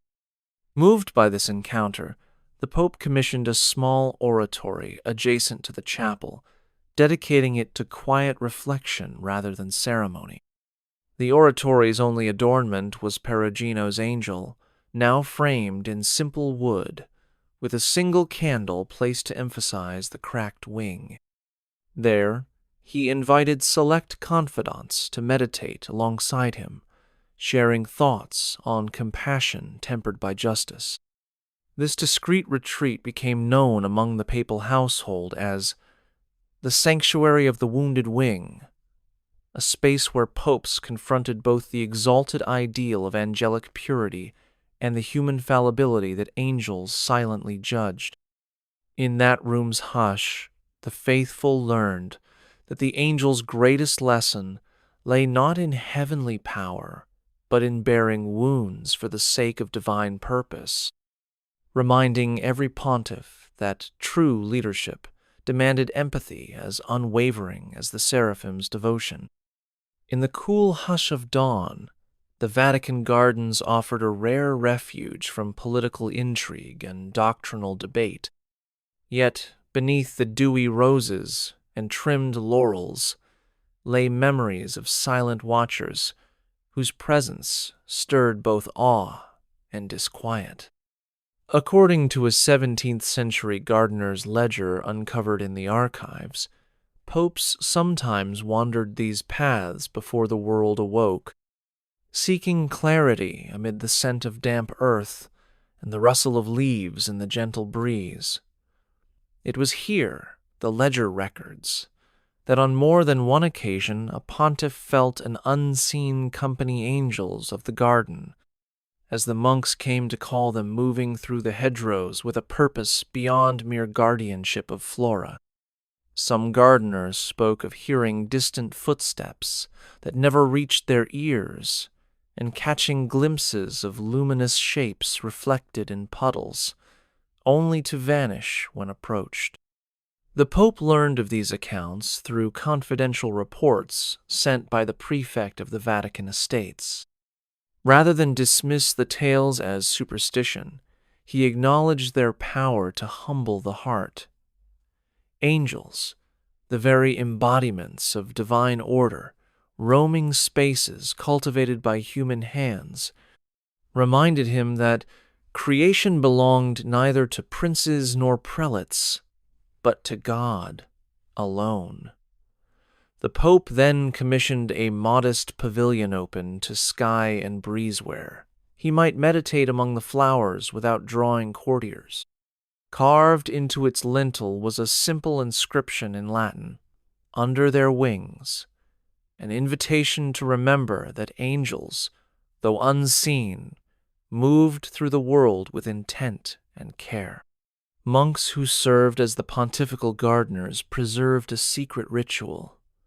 Before sunrise on the feast of Saint Raphael, they scattered petals in precise patterns, believing the arrangement would honor the angelic healers and invite their counsel for the year ahead.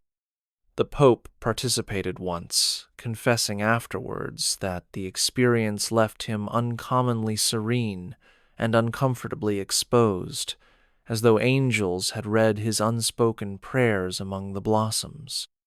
In time, the pavilion became his private sanctuary, a place where human ambition fell away beneath the silent gaze of heavenly messengers. There, among the roses and olive trees, the Pope confronted a profound paradox. Angels tended creation with infinite patience, yet their presence demanded an immediate reckoning of every mortal claim to power. In a secluded grotto beneath the Vatican walls, a small pool of crystalline water reflected flickering torchlight, its surface so still it seemed to hold echoes of voices long silenced. Monks who maintained the site called it the Angelic Well, believing that angels of the mysterious those choirs, entrusted with God's hidden wisdom occasionally, used its waters to reveal truths beyond human comprehension. According to entries in a 17th century devotional diary, popes were sometimes led there in secret, guided by the confessor's invitation rather than public decree. One account describes Pope Innocent X kneeling at the well's edge, cupping its water and gazing into its depths until he witnessed an image too fleeting to describe of a troubled Europe drifting toward conflict. Startled, he drank deeply, murmuring prayers for guidance. Unlike demonic deceptions, which could be unmasked by theological scrutiny, the visions born of the angelic well carried a ring of authenticity that eluded explanation. The Pope's private letters speak of sleepless nights spent deciphering the well's guidance, torn between gratitude for heavenly insight and fear that angels had exposed his deepest uncertainties. He commissioned scholars to analyze the water's properties, mineral composition, and optical clarity, but no earthly science could replicate its peculiar reflections. To balance reliance on such mysterious revelations, the Pope decreed that any vision received at the well be weighed against Scripture and reason before influencing policy. He instructed that memos of angelic well experiences be submitted to a council of theologians, ensuring that divine messages complemented, rather than bypassed, the Church's deliberative processes. The grotto itself was sealed during turbulent times, its entrance concealed beneath rose thorns and guarded by silent watchers. Yet the legend persisted. Angels, in their role as bearers of divine mystery, could impart glimpses of future trial sand, yet demanded that mortals interpret those glimpses with humility and prudence. For the Pope who sought counsel there, the angelic well was both blessing and burden, reminding him that true wisdom lay not in visions alone, but in the measured harmony between heaven's light and human judgment. In the recesses of the Vatican's mosaicked cloisters, legends spoke of angels whose perfection rendered them incapable of mercy-chilling counterpoint to their reputation as divine guardians. The story, traced back to a damaged 15th century mosaic depicting a seraph trampling a withered vine, held that angels of certain choirs, particularly thrones and dominions, administered justice without compassion. According to a clerical report suppressed by successive papal administrations, a visiting friar once slipped a note under the Pope's door, warning that these angelic orders had grown restless with human sinfulness and might demand a reckoning no indulgence could satisfy. The friar's warning, penned in trembling Latin, spoke of angels gathering at dawn beneath the colonnades, their presence so chilling that even the guards dared not approach. The Pope, confronted with the possibility that angels could act as unyielding judges rather than protectors, ordered investigations into the mosaic's origins. Art historians and theologians convened in secret, debating whether the imagery reflected heretical exaggeration or divine truth. In private correspondence, the pontiff confessed that he feared the prospect of angels enforcing heavenly law with absolute severity, for no human soul could endure such uncompromising scrutiny. To address these fears, he reinstated an ancient practice, the Feast of Divine Mercy, a liturgy emphasizing God's compassion over strict justice, inviting angels to temper their perfection with mercy. Though the feast never entered the official calendar, it was celebrated clandestinely by papal chaplains, marked by extended vespers and readings from the Book of Tobit, where the angel Raphael heals with both authority and kindness.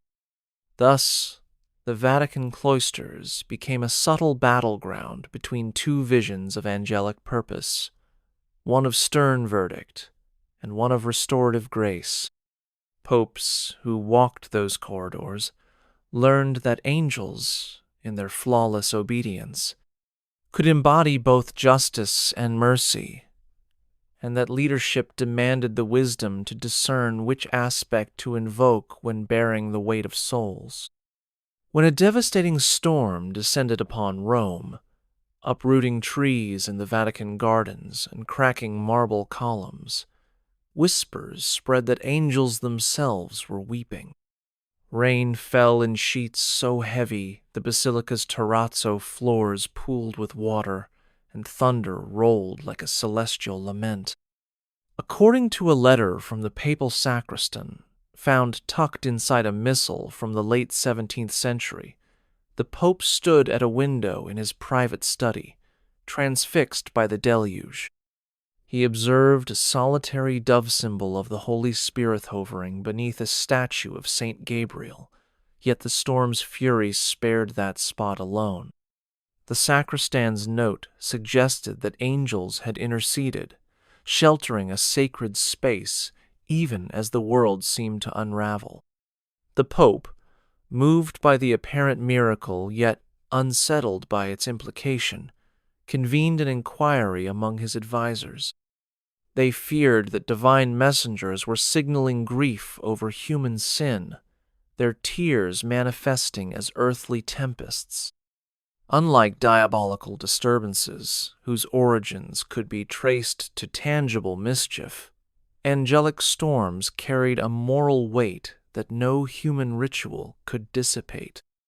In a private directive, the Pope ordered an additional prayer for divine mercy to be said during future storms, invoking both angels and archangels to temper judgment with compassion. Monastic records recount that, on the anniversary of that tempest, a simple procession carried icons of Gabriel and Raphael through shrouded cloisters, each participant bearing a lantern and a sprig of olive symbols of peace amid sorrow. Though the ritual never achieved formal status, it endured within the papal household as a reminder that angels, in their perfect sorrow for human failings, could move the very elements. Their grief was not the callous blow of demonic wrath, but a tearful appeal for repentance and renewal. In the aftermath, the Pope inscribed a brief note in his journal: "If angels weep, even saints must listen." It was a confession of vulnerability uncommon among leaders, yet fitting for those who understood that heavenly messengers bear both comfort and lamentation, reminding humanity that divine love encompasses both joy and sorrow in equal measure. In the dim glow of late-night lamplight, the Pope often reflected on the paradox of angels who embodied both solace and sovereignty. It was in this frame of mind that he contemplated a phrase from an obscure homily attributed to St. Augustine: "Angels hold sway over both light and shadow, for their obedience binds creation to its maker." The homily, preserved in a 9th century manuscript, described angels alternating between roles as guardians of purity and arbiters of hidden faults. One passage spoke of a Raphael who guided a sick child to health, only to vanish and reveal scars that the boy had once ignored in his own heart.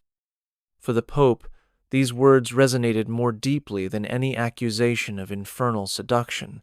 They suggested an angelic power that transcended comfort and demanded continuous moral vigilance. Private records from his later years reveal that the pontiff commissioned a set of meditative exercises based on the fourfold division of angelic duty guardianship, judgment, revelation, and warfare against divine disorder. Each exercise paired a scriptural passage with a silent contemplation of an angelic attribute, inviting the practitioner to measure every decision against the standard of heavenly service. Unlike rituals aimed at repelling demonic influence, these exercises required no spoken incantations or dramatic gestures. They rested on the simple act of aligning one's thought with the unspoken will of angels.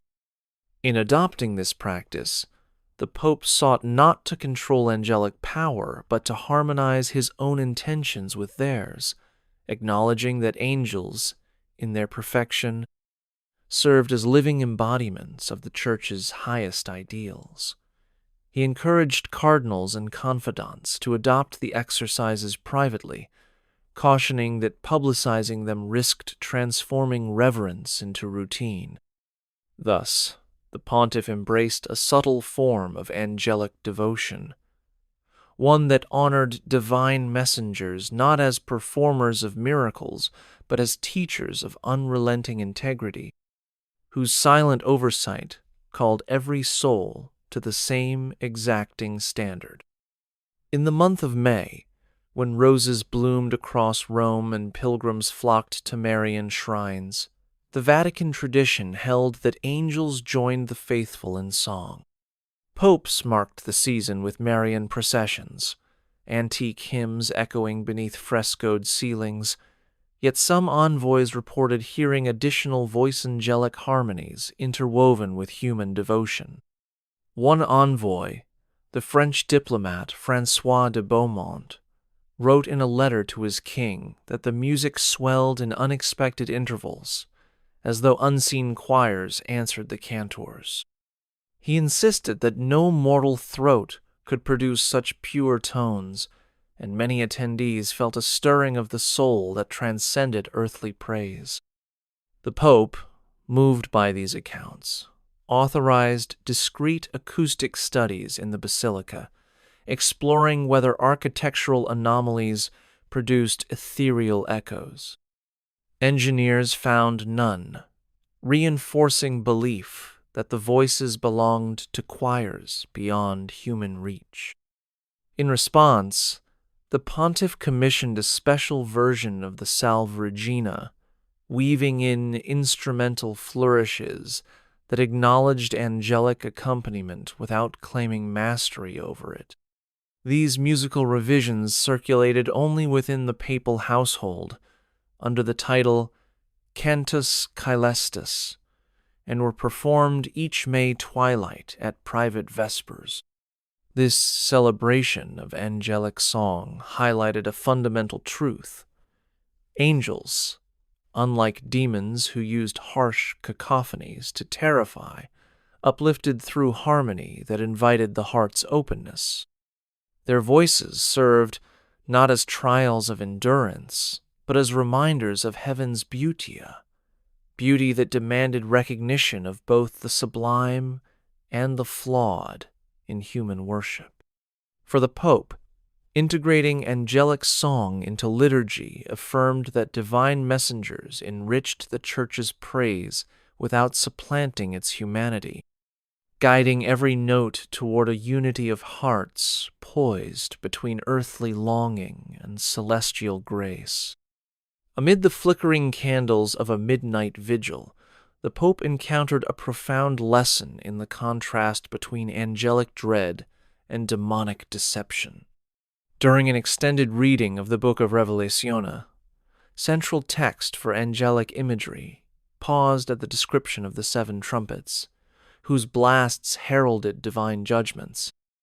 According to his confessor's account, the Pope shivered at the thought that angels wielded instruments of cosmic consequence, their laments capable of reshaping reality itself. Unlike Satan, whose schemes slunk through shadows, angels of the apocalypse operated in resounding clarity. Their trumpets sounded truth no mortal could ignore. Reflecting on this, the pontiff ordered a new commemorative liturgy for the feast of St. Gabriel's Archangel, devoted to acknowledgement of angelic authority over final judgment. The liturgy included a symbolic procession, carrying 7 small trumpets crafted of silver and wood each, representing an angelic decree. These trumpets were sounded not to terrify, but to solemnize the call to repentance and renewal. Private chapel notebooks detail how the Pope instructed that each blast be followed by a moment of silent introspection, allowing worshippers to hear their own consciences before resuming praise. By framing angelic trumpets as preludes to mercy rather than solely as instruments of wrath, the Pope sought to balance the terror of divine justice with hope for redemption. This approach contrasted sharply with doctrines of demonic trial, which emphasized resistance to falsehood. Angels, in their clarity, offered an unambiguous call to conversion that left no room for equivocation. Thus, the feast of St. Gabriel's Archangel became a testament to the Church's belief that divine messengers, though agents of final judgment, heralded a path to grace. Their trumpets, like their every act, demanded that humanity listen with humility, recognizing that the same power that could call down calamity also sounded the invitation to everlasting mercy. In the hushed hours before his final public address, the Pope retreated to a secluded oratory adorned with a mosaic of the cherubim, their 6 wings radiating outward like spokes of divine light. According to his secretary's diary, the Pope knelt for an unbroken hour, contemplating the mosaic's message. Angels serve as guardians of God's inner sanctum, yet remain alien in their purity. He then rose to deliver an address on the nature of spiritual leadership, choosing words shaped by angelic ideals rather than worldly weapons. His speech spoke of shepherding souls through compassion and humility, mirroring the service of angels who uphold divine order without seeking power. Unlike sermons warning against demonic deceptions, which called for vigilance and ritual defense, this address emphasized alignment with angelic virtue. The Pope stressed that mortal authority existed only by divine sanction and cautioned against pride that could mimic the exile of Lucifer. Those present later recalled feeling a profound shift in tone. The message was no longer about resisting evil, but about embracing the proactive imitation of angelic fidelity. His secretary later confided that the Pope's reference to the cherubim's mosaic had brought tears to his eyes, as though the angels themselves had inspired the words. In the days that followed, the speech circulated in secret among cardinals, hailed as a transformative reflection on leadership rooted in service. The Pope's final act, departing the basilica in a simple procession of clergy rather than an ornate cortege, became a living testament to the address's ideals, reinforcing the notion that angels lead not through grandeur, but through steadfast devotion to divine purpose. In the fading candlelight of his final vigil, the Pope contemplated the humble wooden cross set before him, its grain worn smooth by centuries of prayer. Around him, the Vatican lay silent, each stone and mosaic echoing with the countless moments when angels had stirred faith and fear alike. He reflected on the countless visions-winged figures drifting through frescoed halls, silent footfalls haunting marble corridors, and luminescent drafts that carried the weight of divine judgment. Unlike the devils of hell, whose schemes could be met with right and resistance, angels had demanded a different response: unreserved humility, an unflinching surrender of every prideful ambition. The Pope realized that his own authority, vast though it was, rested not on the might of swords or the sway of thrones, but on his willingness to heed messengers from beyond. In that hush between vespers and matins, he whispered a final prayer of gratitude and contrition, recognizing that angels had shaped his every decision more profoundly than any human counsel or earthly decree.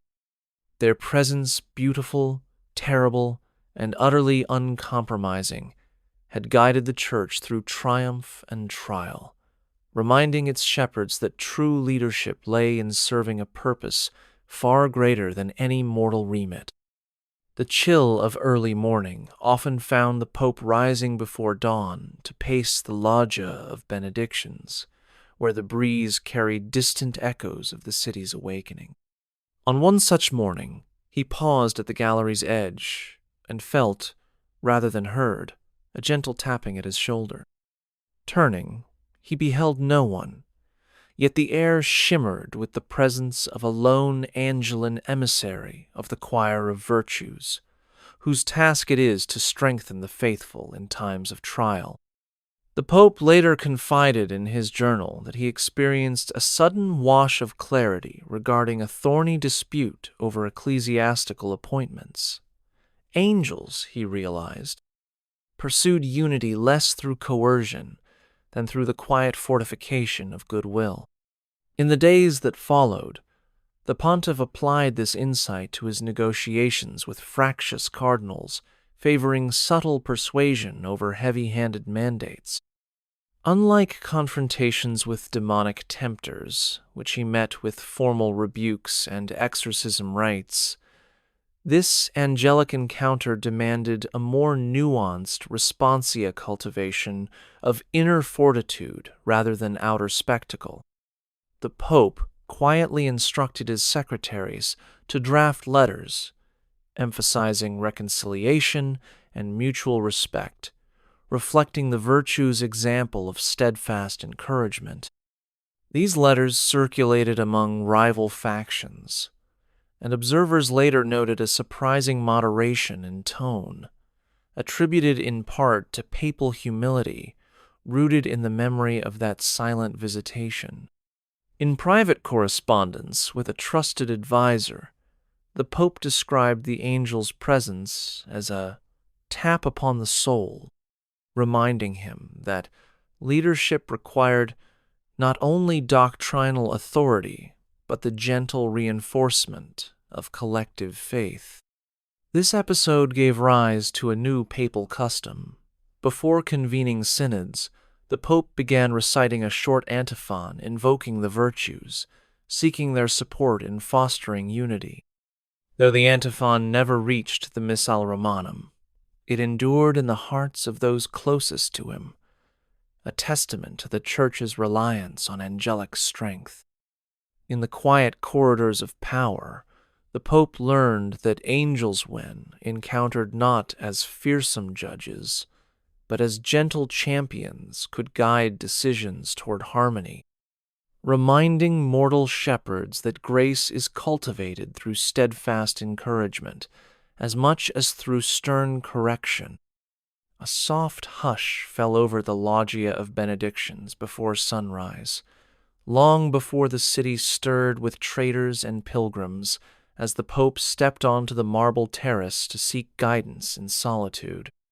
There, amid the pink horizon and rustle of olive branches, he sensed a presenson angel of the virtues, whose duty is to fortify the faithful against despair. In that moment, the air trembled with a gentle power, as though the angel's wings brushed the morning mist, instilling in the Pope's heart an unshakable resolve to pursue justice tempered by compassion.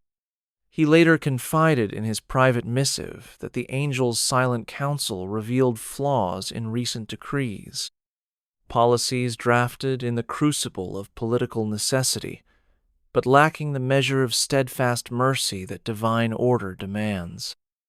Unlike confrontations with infernal tempters, which he met with formal invocations and prescribed rites, this angelic visitation required a different response. Mercy could not be summoned through ritual alone. It had to be woven into law by deliberate choice. In the days that followed, the Pope revised his directives on charitable relief, ensuring that new provisions for the poor included not only material aid, but also guarantees of dignity and respect.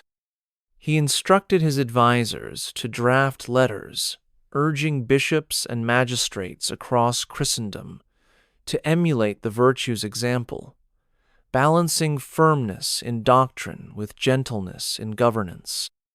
To commemorate this visitation, the Pope commissioned a small iconan angel bearing a lamp and a scroll placed in the gallery of maps, where cardinals often paused between councils. Though the icon hung unobtrusively, those who passed beneath its glow felt a quiet reassurance and a sober reminder that true strength lies in fostering virtue, not mere authority. The Pope himself returned each dawn to that spot, offering a silent prayer of gratitude for the angel's guidance, mindful that mortality's frailty finds its greatest safeguard in the steadfast light of celestial virtues. Late one evening, as lanterns cast wavering shadows across the colonnades, the Pope retreated to a hidden oratory to seek solace after a day of weighty judgments. There, he discovered a small reliquary containing a fragment of parchment purportedly touched by the Archangel Uriel, herald of divine wisdom. When he opened the container, a cool breeze swept through the chapel, though windows remained closed, and he felt an almost tangible infusion of clarity wash over him. His mind, clouded by the burdens of temporal governance, suddenly grasped the deeper implications of a disputed treaty between rival city-states. In that moment, he understood that Uriel's counsel called not for political advantage, but for policies rooted in justice and compassion. Unlike temptations whispered by infernal forces, which could be resisted through ritual and doctrinal refutation, this angelic insight demanded immediate transformation of heart and action. The Pope rose and drafted a new papal bull, revising the terms of the treaty to include protections for refugees and merchants caught between warring factions. He sent the document to the envoys with a private letter, explaining that the revision arose not from human negotiation, but from an inspiration that transcended earthly debate. In gratitude, he commissioned a modest icon of Uriel depicting the angel raising a lantern of truth to be placed near the entrance of the Secretariat of State. Courtiers whispered that any diplomat entering the chamber felt compelled to speak with greater honesty, as if Uriel himself bore witness. Though the icon remained a guarded secret, its presence shaped negotiations and reminded all who passed that divine wisdom is neither rooted in intrigue nor caught by persuasion, but bestowed through moments of luminous grace.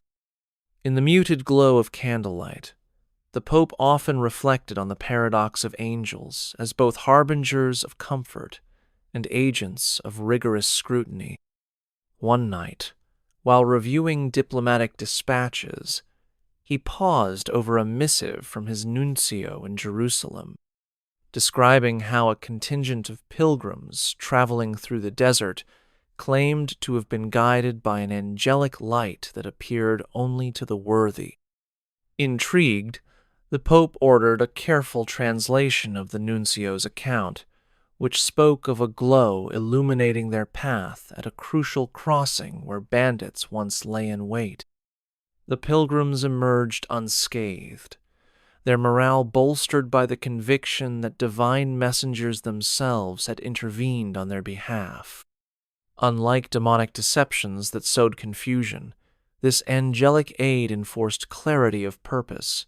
It protected the innocent without fanfare, without demanding tribute, and without compromising free will.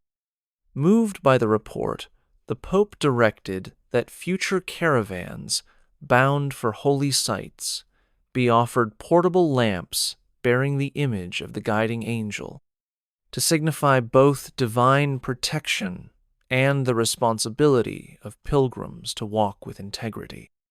He wrote privately to his legate, expressing relief that angels could manifest in ways that affirmed faith without undermining human agency. In Rome, the new lamps were crafted by skilled artisans and distributed among confraternities overseeing pilgrim welfare. Though no official decree announced the practice, churchmen carried the lamps on processions and blessing ceremonies, invoking the angels' guidance in both literal and spiritual journeys. Pilgrims who arrived in the city at dawn would see the lamps glow, lining the Basilica Stepsa symbol that angels continued to watch over their devotion long after the desert sands were left behind. For the Pope, this adaptation of angelic intervention affirmed a crucial balance. Heavenly messengers could provide tangible aid without replacing the human virtues of courage and charity. In the convergence of light and devotion, he found reassurance that angels uphold both divine sovereignty and the dignity of mortal endeavor, guiding the faithful along paths of safety and sanctity alike. In the hideaway of the Vatican Observatory, where scholars once mapped the heavens, the Pope stood beneath a vaulted skylight framed by brass instruments and charts of star positions. As he gazed upward, he sensed a presence beside Himon, angel of the celestial choirs, whose task is to oversee the harmony of cosmic order. In that moment, constellations seemed to shift, aligning in patterns of hope rather than fate, and the Pope perceived an insight into the Church's mission to mirror the heavens' unity by fostering concord among nations. Unlike infernal delusions that toyed with human ambition, this angelic council offered a blueprint for peace rooted in universal harmony. Moved by the vision, the Pope convened an international synod of ecclesiastical and secular leaders, framing their deliberations with appeals to shared human dignity and the common good. He cited the observatory encounter in a private address, urging delegates to look beyond parochial interests and be guided by principles that transcend earthly divisions. The Synod's final communiqué, though secular in tone, bore an unmistakable echo of celestial harmony, calling for collaborative efforts in education, translation of sacred texts, and care for the poor endeavors reflecting the angels' counsel. To honor this revelation, the Pope installed a small celestial sphere in his private study, its golden rings inscribed with the names of the angelic choirs. Each morning, he would trace its bands in silent prayer, seeking to align his decisions with the harmony he believed angels maintained in the cosmos. In doing so, he embraced a vision of leadership that drew on heavenly order to heal worldly discord, reminding every faithful soul that angels watch not only over souls but over the stars themselves. In the hideaway of the Vatican Observatory, where scholars once mapped the heavens, the Pope stood beneath a vaulted skylight, framed by brass instruments and charts of star positions. As he gazed upward, he sensed a presence beside him, an angel of the celestial choirs, whose task is to oversee the harmony of cosmic order. In that moment, constellations seemed to shift, aligning in patterns of hope rather than fate, and the Pope perceived an insight into the Church's mission to mirror the heavens' unity by fostering concord among nations.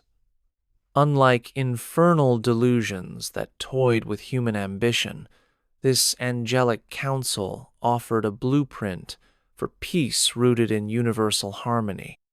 Moved by the vision, the Pope convened an international synod of ecclesiastical and secular leaders, framing their deliberations with appeals to shared human dignity and the common good.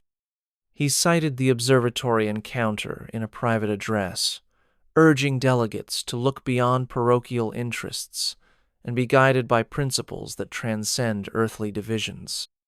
The Synod's final communiqué, though secular in tone, bore an unmistakable echo of celestial harmony, calling for collaborative efforts in education, translation of sacred texts, and care for the poor endeavors, reflecting the angels' counsel.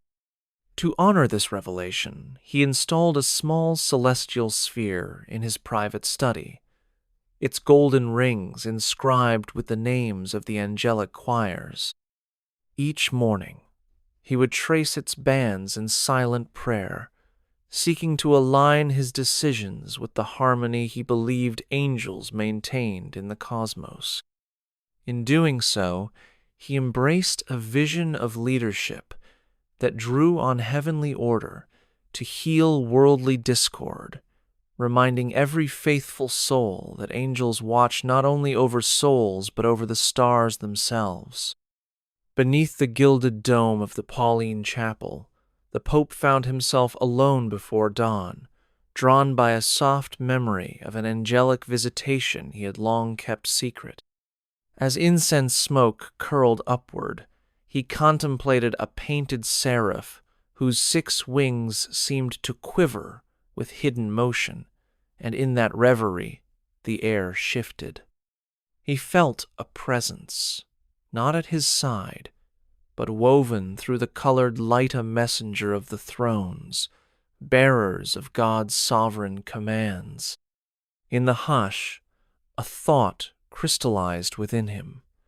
The Church's greatest burden was not to defend doctrine against error, but to embody divine authority through humble service. This insight struck deeper than any argument or decree he had ever composed.